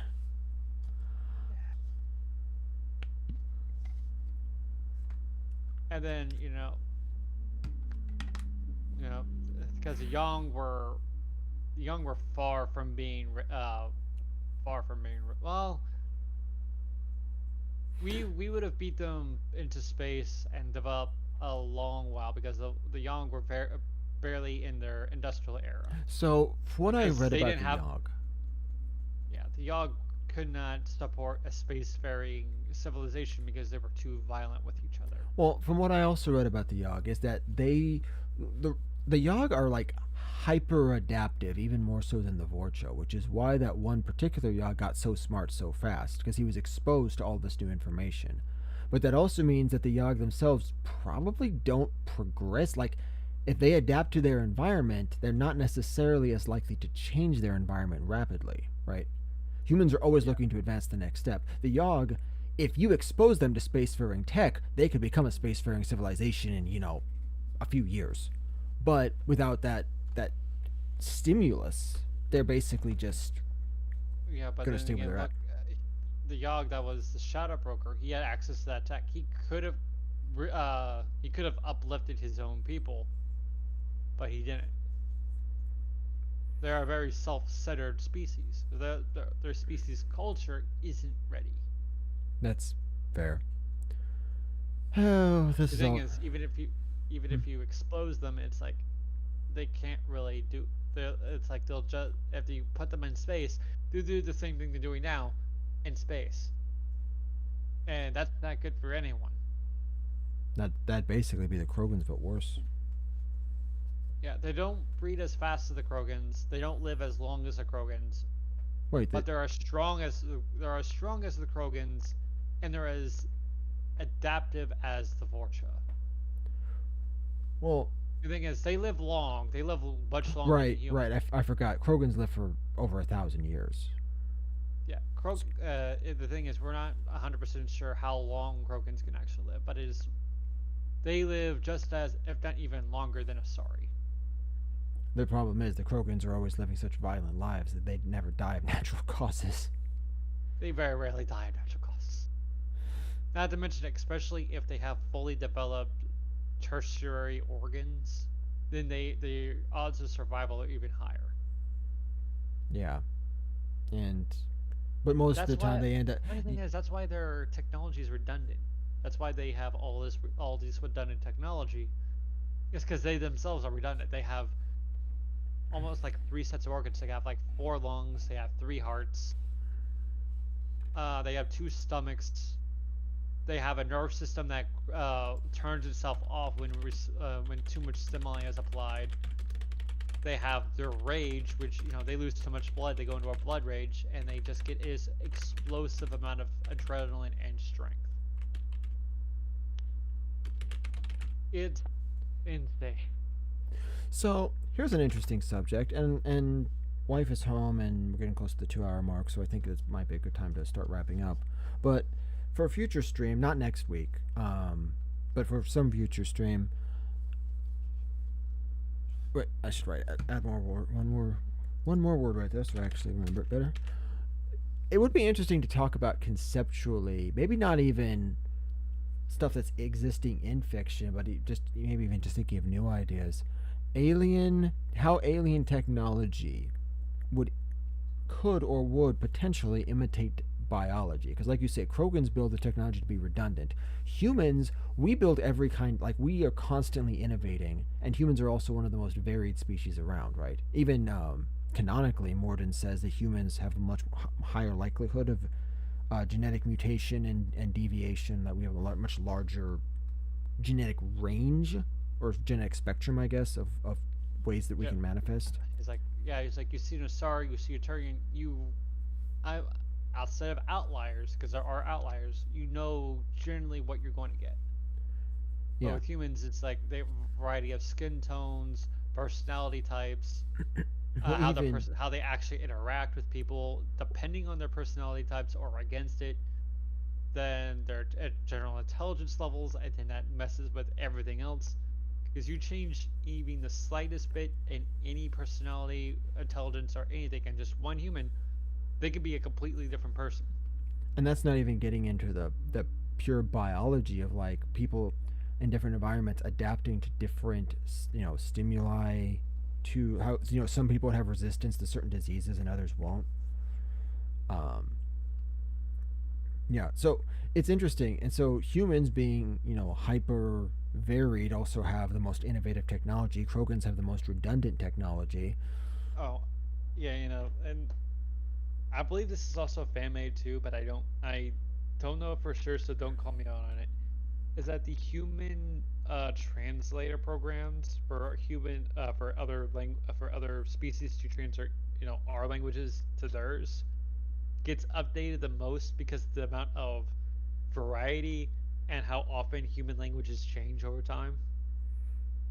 I mean, that's fair. I'm discovering new words every day. Most of them are stupid because they're invented by the internet, but I am discovering new words every day. Yeah, so I discovered a that's new that's a word. little fun fact. So I'm not sure if that's real or not. I have no way to fact check that. So I yeah, mean, it there you go. should be, honestly. It genuinely should be. But I would be interesting to discuss this, not just in Mass Effect terms, but also Star Trek and Star Wars terms. Like, how. Yeah, why did the Klingons develop stealth technology even though they're like straight up fighters and they don't like being sneaky? I'm sorry, a lot of Star Trek makes no sense. Like, Yeah, they. I'm not going to touch Star Trek because Star Trek is way out there. The general writing of Star Trek, at least certain series, is pretty good. Like if you look at it just watching episode by episode, they're usually pretty good. There's some bad ones, obviously, but Oh yeah, yeah. The thing is, face value Star Trek is really good. Don't get me wrong. Deep lore for Star Trek doesn't make a lot of sense it's a crapshoot. because it's kind of all over the place. Because it Yeah. has the same thing that the same thing problem Star Wars Legends has. It's had a variety of different writers with very vague outlines. Well, But unlike Star Wars had like a general direction. It's like, hey, this is generally how things are. Try to operate within it. It's like, okay. Star Trek was like, go for it. yeah. My biggest issue, like Star Wars, at least they make the thing with Star Wars, the lore, the expanded universe lore that I have the biggest issue with is the face value stories, like the overall stories about the history of different cultures and different races and the technological development, like that's pretty solid compared to Oh Star yeah, it Trek. is. But I'm talking in about deep lore. When you look the underneath, and you like you go through everything. You look how races evolve, oh how their oh culture that develops, does Star Trek and even like have deep lore? kind of. I mean, a lot of it comes from books, and a lot of it like similar to Mass Effect. A lot of it is just pieced together from everything from what we know, and that's why a lot of it doesn't make sense because there's not enough information most of the time. Yeah, But then again, I'm also not much of a Star Trek person, so I don't know one way or the other. So don't take my word for it. that's yeah, that's fair. If So there is, I don't know it. so we might discuss that in the future. I don't know. Next week we will be discussing the breakdown of this next Pathfinder session because we're going to be having our next Pathfinder game on Sunday, and then If we have it, we should. I haven't heard anyone call in. The only person who might call in at this point is my brother. I told him the date. I made it clear. I'm like, look, this is the day. If you can't make it, I'm sorry, but this is the only time we can get before like the end of before the end of October. Um, so this is the day that we set it for, and I know we're gonna have. Hold on. there shouldn't be combat What do you mean? for this next session. There probably shouldn't be combat. There'll absolutely be combat.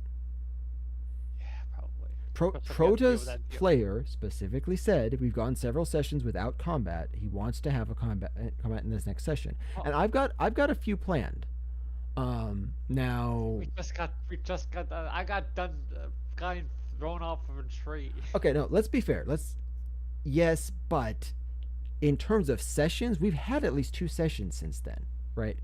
You died at the end of a session, then we had 2 sessions of you guys breaking down the library, or not breaking down, but going through and sifting through all the library information. You guys had a ton of information and lore drops. We've gone 2 sessions without any combat, and I have a couple different ideas planned for what you could fight.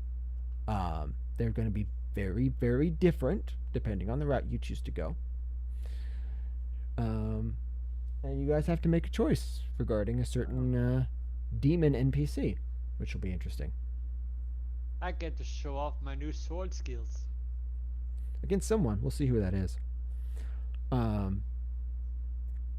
So I'm almost certain that there will be combat. I'm actually trying. I want. It's not going to happen, but I would like for the roleplay side of the session to be a little bit shorter and simpler, because a lot of it I'm just leaving in you guys' hands to be like, these are the circumstances. You decide what you want to do, and we go from there. Yeah. So That's we'll see what you decide. I do need to actually finish building a couple characters, casters mostly, because I'm terrible at magic. I'm terrible at making characters who can use magic. That's my problem. Same. Really? You seem better than me. I don't know. Because if you really look closely at them, a lot of them you could see general themes, and I stick a little too hard to those themes. Honestly, that's not a bad thing. I actually learned from Proto the other day. I was trying to figure out like how do you balance combat, and he said basically what you do is you make enemies that have like one or two things that they do well, and just stick with those one or two things. And if you want variety, have different kinds of enemies, but that way you don't have to remember like, okay, what's the 10 different things this particular unit can do. He said just make it very simple, very straightforward. That's fair. And Because I'm trying to go with the that. Mhm.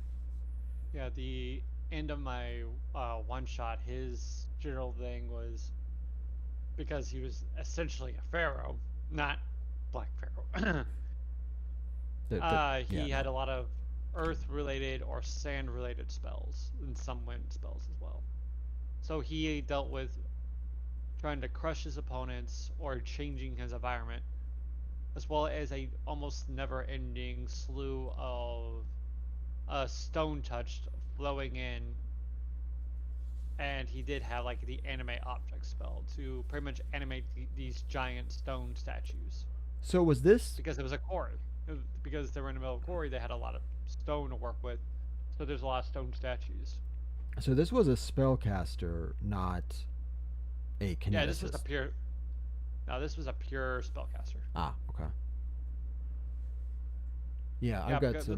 this was a D&D 5th edition game. So Okay, I was gonna say I don't know how you would build that in Pathfinder. I'm sure you could, but I don't know a lot of the earth shaping, reshaping spells in Pathfinder. I have to look those up. But no, so I'm kind of doing the same thing, kind of establishing a theme, and each character kind of just does their thing. And I found one thing that really helps me building characters is my new attitude toward you guys, the party, is if you can't beat them, copy them. oh god.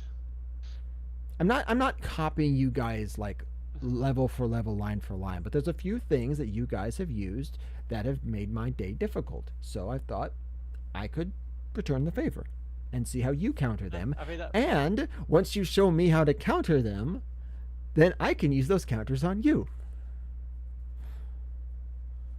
The way I counter another a magus is I just hit him harder. Do you think I'm going to throw a magus at you? Eventually. I suppose. Well, you don't have to throw you don't have to throw a magus, but you can throw a warlock. A warlock can do the same thing. Yeah, there's really four. I mean, you're one of the four people in the party. About half the party gives me grief.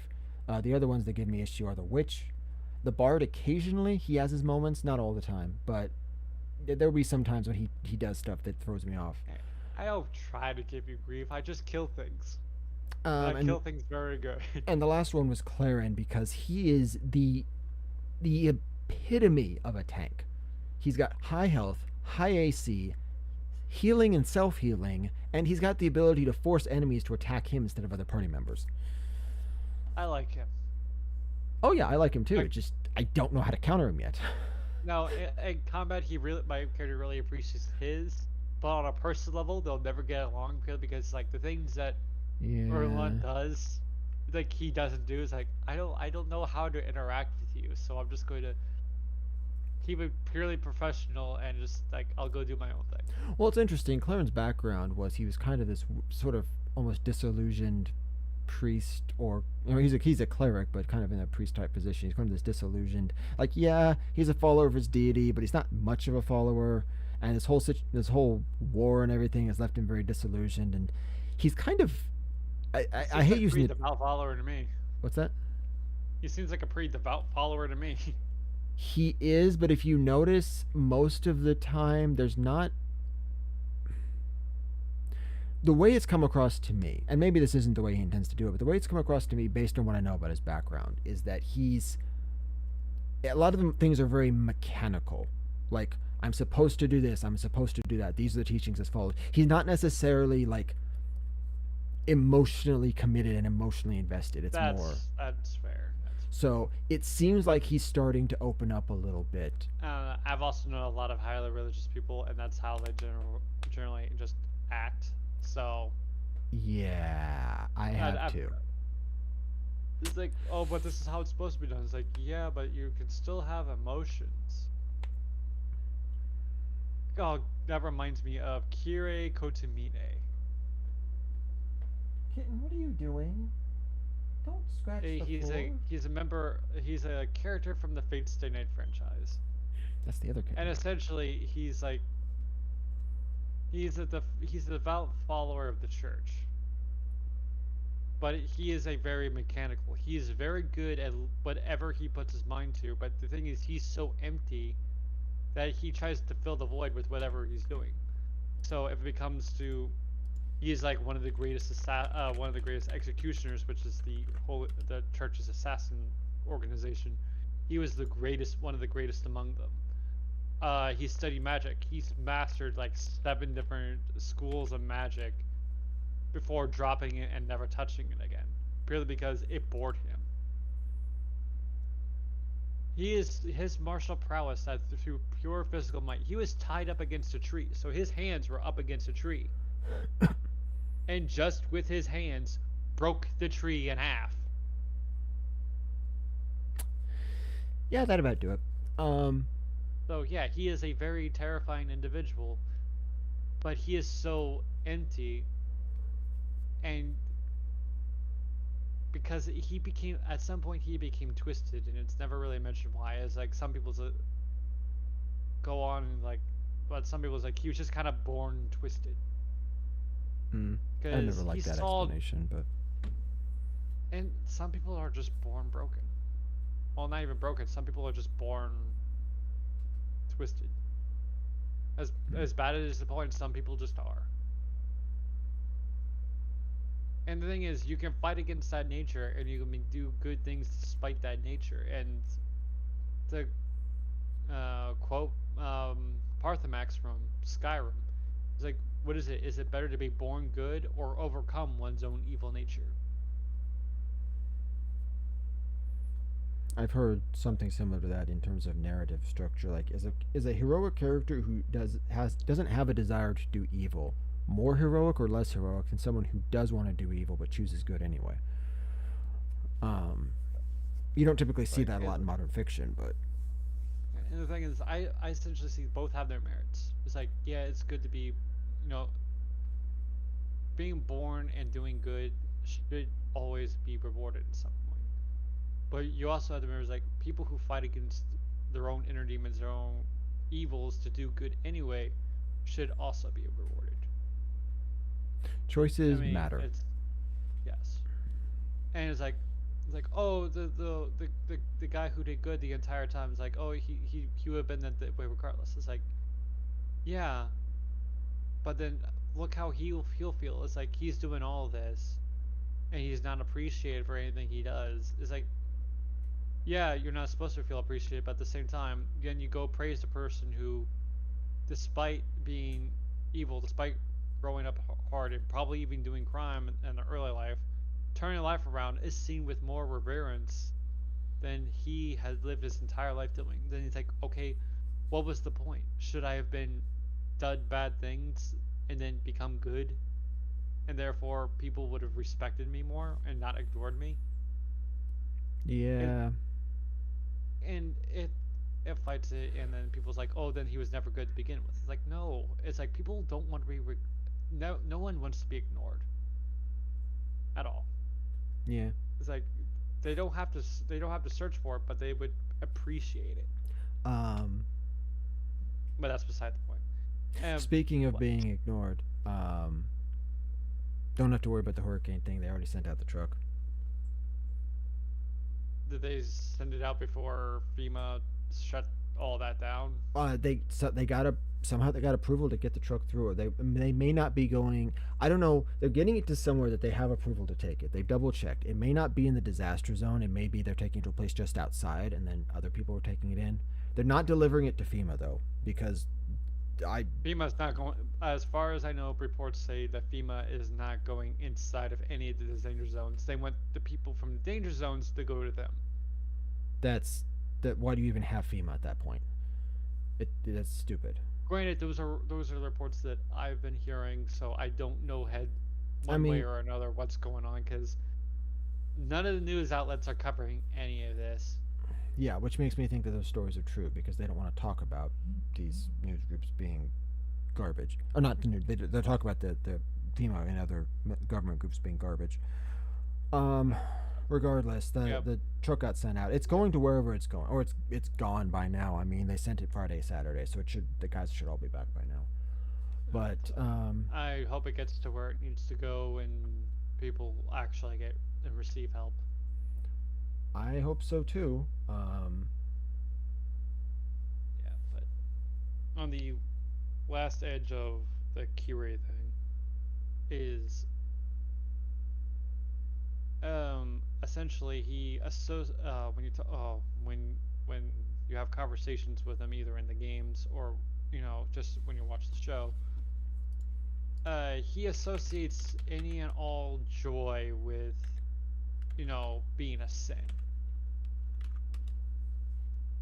And when someone pointed out the hypocrisy, it's like, why are you doing this? It's like, what, you don't take joy in anything you do, and then you say that you can't enjoy yourself, you can't have a good time because it's a sin.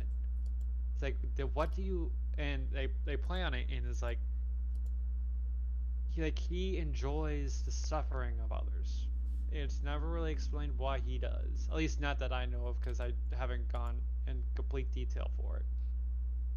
But essentially, he just enjoys the suffering of others, and he just likes to watch. that's Kire Kotemine. Yes. Okay. I've seen pictures of him. I don't know. I haven't done a deep dive, but He is a terrifying individual. I mean, when you have servants who are literally the resurrected forms of heroes of the ancient past, he can fight some of them, not to a standstill, but he can fight some of them off, which huh. is insane. With very few other people being able to do that, especially not being enhanced by another servant. Now, granted, in a straight up fight, he'll still lose every time, but he can still, fight off some of the weaker ones. I mean, he can fight. It's said that he can fight most versions of Assassin 1-on-1 and push them back. He can fight a caster if it's purely hand to hand, he can fight off a caster as well. But the caster, as soon as they're casting magic, then he's done. And then as soon as he gets to night classes, he doesn't stand much of a chance, unless he gets really lucky. But that's beside the point. I would be really curious to see a story written with a character like that as the protagonist, the one who's like you have someone who's naturally screwed up in the head, but they're trying to be good. Like if the story's less about the things that happen so much as the internal struggle. I would really like to see, or maybe even write just a story like that. How does a character go? I think I've heard a few of them, but then again, I don't know. It's Been a a long rare. time, and my memory isn't the greatest when it comes to trying to remember specifics. I'll probably Yeah. end up remembering like I'm doing something completely unrelated for something else entirely, and then I just suddenly remember something like that. All right. Well, we do need to wrap this up. It's been past 2 hours, and I need to go figure out what my wife's doing right now. So, All right. yeah. So, next week we are doing the Pathfinder episode follow up. That'll be an easy one for us because it'll be fresh in our minds. We, I'm.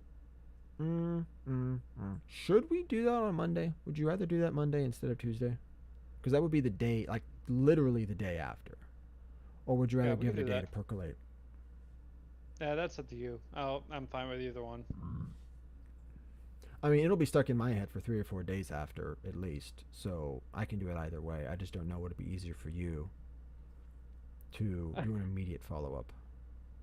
That's that's the only.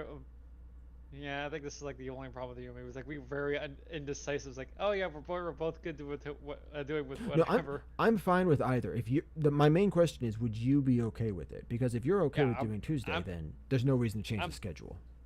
I wouldn't change the schedule. I just keep it as it is because I'm fine Okay. with either one. Okay, then we'll just keep it on Tuesday. Like I said, my thought was if I don't know other people, for me, I get so pulled into a game that I've got it, like I said, looping through my head, remembering stuff that happened for basically a week afterward. Or I have to It, sit down and start writing up the next session, and then once I can get that stuff out of my head, it kind of starts to go away. frankly, me, it depends on how involved I am and depends on how tired I get. So sometimes I'll remember, and it's actually better to give me a day to think about it. And then sometimes it's if it's not the day after, then I'm not going to have a lot to say. Well, It really varies, but this one seems like I'll be pretty involved, so I should be fine.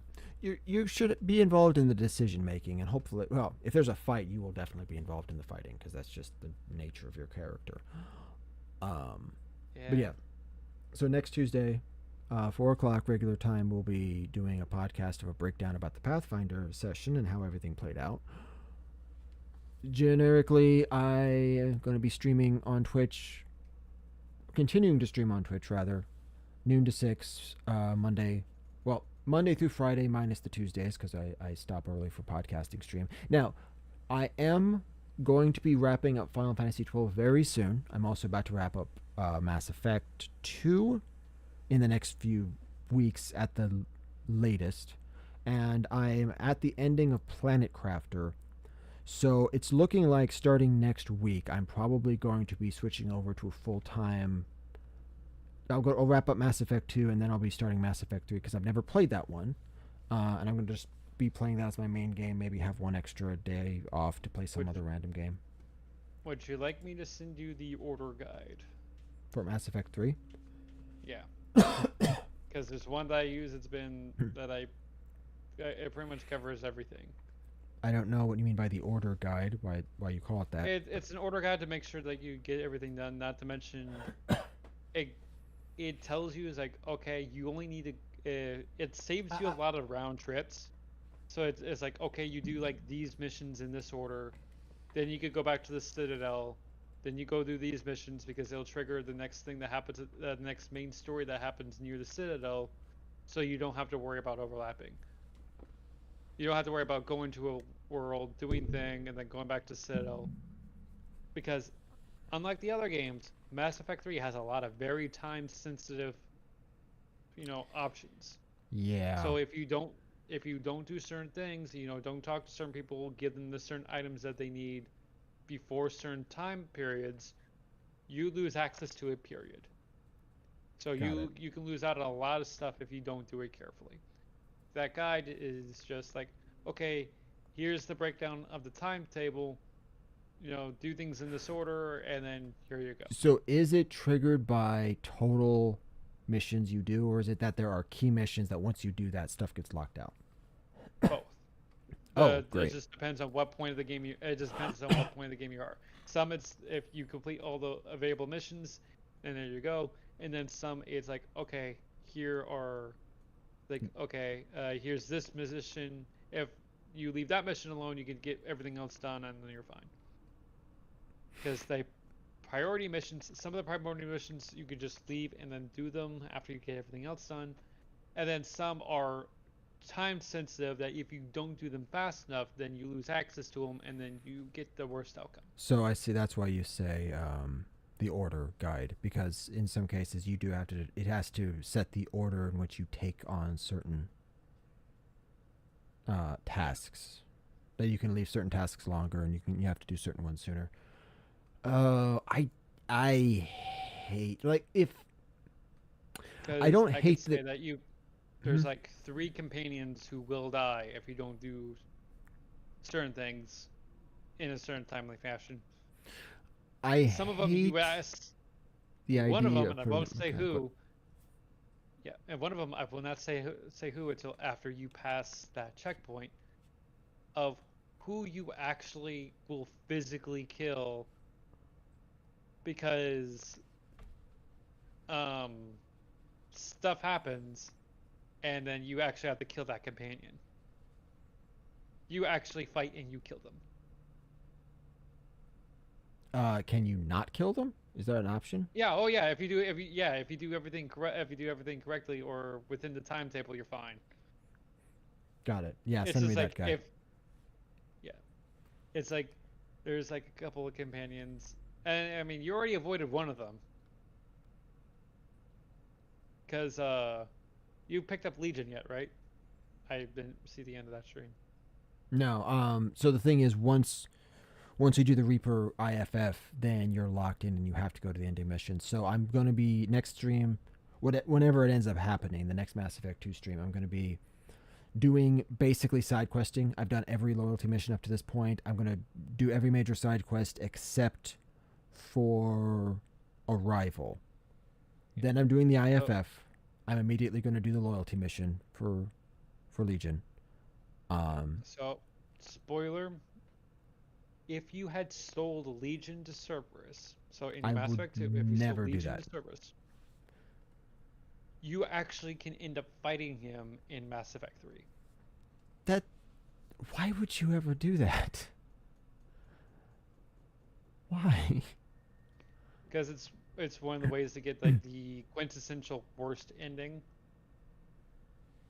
That's why Thane, the Vermeer Survivor, Jack, Warden, and a few others can survive because they have direct or unavoidable deaths in Mass Effect 3. And like the saddest Warden death is, yeah, I don't like how Warden can die. Because if you go heavy into the route of, siding with the Solarians, Warden's going to do what he's going to do regardless of what you say. So if you want to side with the Solarians, you stop him. I would never do that. Just Yeah, you shoot him in the back with the gun he gave you in 2. so here's my problem with that, and I know we can't continue this stream for super much longer, but my issue with that is I would not choose a government over my own party. They fought alongside me. Just Oh yeah, I get that. it's just a matter of It's principle. just I never would. Um, the thing is like to get like the worst ending, you have to do certain things, and one of them is actually shooting Morden in the back. Great. Well, at least I know I can't get that. Okay, so yeah, send me that guide. We can talk more on this later. Yeah, streaming. Looks like sometime next week I'm going to be switching over to full-time Mass Effect stream. I say full-time until it's done. I mean, playing it to finish, not doing just one day a week of Mass Effect streaming. Maybe with one day off for random side games. Figure out what that game is later. It doesn't really matter. Hilariously, it looks like what is it? 16th? Yeah. So I know you don't watch my Planet Crafter streams, but it looks like I'm going to be seeing all of the Planet Crafter endings right almost within a day of when they're releasing the new Planet Crafter world map DLC thing. Yeah, because I'm normally asleep. That's fine. Yeah, because I work on the day you do the Planet Crafter. Oh yeah, that's Fridays. Well, I just find it funny. That's like, well, I've terraformed the planet. I'm ready to end the game. What next? Oh, hey, they just released a new planet. Maybe I should terraform that one. I'm not gonna. I'm a little burned down on Planet Crafter. I'll come back to it later. Maybe play that map solo in my spare time. But yeah, we're going to be going full Mass Effect 3 pretty soon, and then we'll finally be able to actually talk about that as because we haven't been talking about Mass Effect that much so far. We'll finally be able to actually do the proper breakdown of the story and do a few episodes of the Doing It Rewrite. I might actually, if you're up for it, once Mass Effect is totally finished, since we won't have Mass Effect Mondays anymore, we might be able to do a couple podcasts 2 days back to back for the doing it rewrite of the ending of Mass Effect 3. Yeah, and I can. That would be Monday, Tuesdays, because I know that works better for your schedule. I mean, leading up to that, I can always talk about the what the fan community has come up as a whole for this all the different races. That way, you can have a little more informed decision on how to do things. I mean, mean, it's a lot of it's like I said, a lot of it's hand canon, and a lot of some parts of the community like think some things are different. But I could give you like a basic rundown on the history of most of the factions. That way, you have a bigger pool to draw from for the rewrite. Yeah, we can go with that. I don't know how long it's going to be because once I start doing Mass Effect 3, 5 days a week or at least 4 days a week, it's going to go by decently fast. I imagine it's still a pretty long game. You could probably do depending on with how you've been going. I'd say I give it 2 weeks, maybe 3 at the most. If you're doing 5 days a week. So next week's stream, I'm going to make this mark. So next week's stream. And I sent you the link to that on the order, so therefore that'll save you even more time because it streamlines everything. So you'll be able to get, you're not running around. You actually have a purpose. Like, okay, this is where I can go. This is what I pick up. I float around. Question. Then, So you said talking about the backgrounds of the different races as sort of information for the rewrite concept. Yeah. What do we call that? So next week is the Pathfinder session breakdown. After that, it's Mass Effect. History of the races of Mass Effect. Okay, Mass Effect. I'll just say because I organize it. I write. My brain I would writes things also differently. I would hyphenate head canon just to be sure. It's like a lot of it is not official canon. It's just a lot of people who have done some people doing legitimate research based on what we have available from different cultures, context clues, and just general looking through history of what they're doing now, because it's largely said these council's been stagnant for a long time, so a lot of decision-making processes that they do now haven't changed for a long time. So okay, so I've got roughly a plan for the next 3 weeks, at least the next 2, and depends on where I'm at in Mass Effect 3 for that third week. We'll see where we end up with.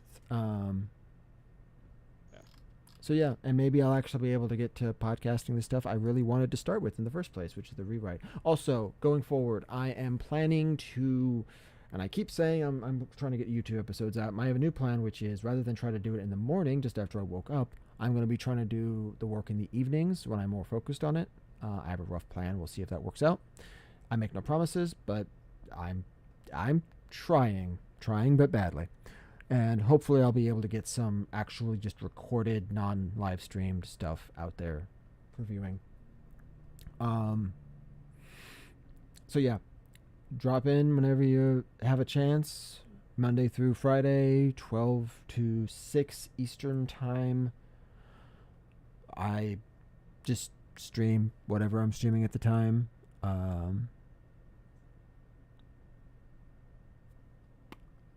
And I'm out of things to say. My brain is tired. no, you're good. Yeah. So anyway, thank you everyone for watching. Thank you, Kitten, for causing mischief.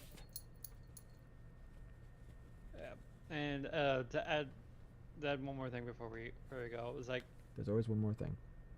There's always one. When we do the history of the races,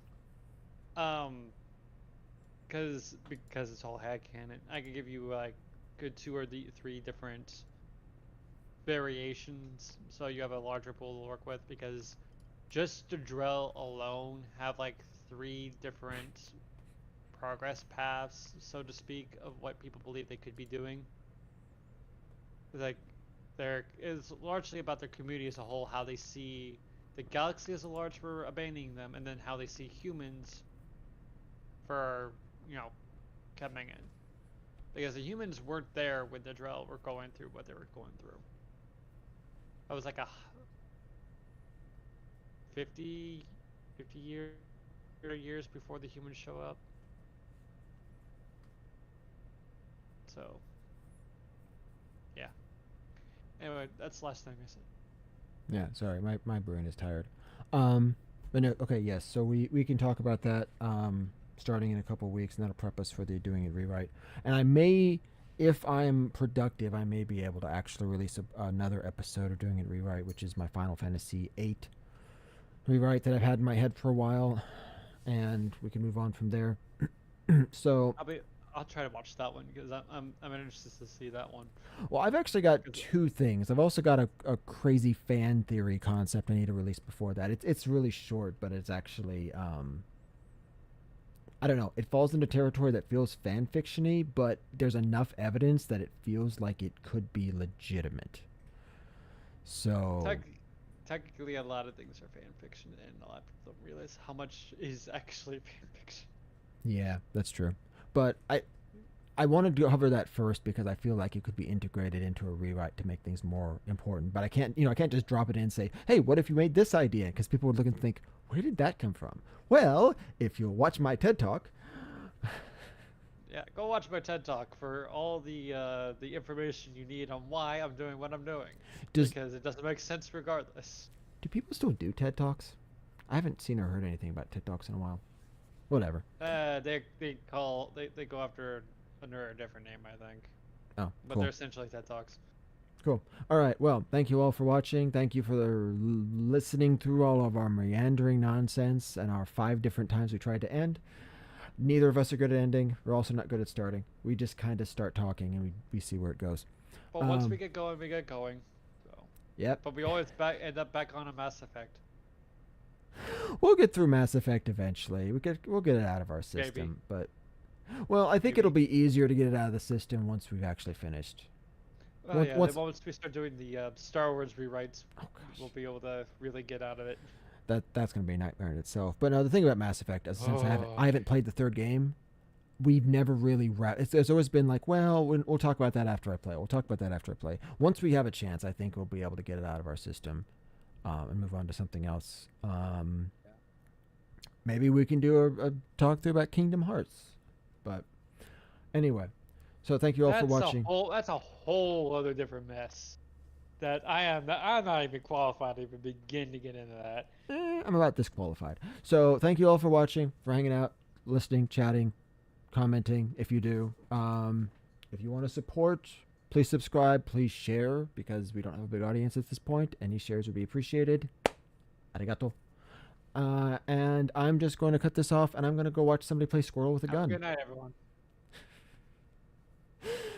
All right. Where's the off button? Here we go. Should probably buy that before you do the outro. I never know when I'm going to need it. Okay. Bye, everyone. Bye.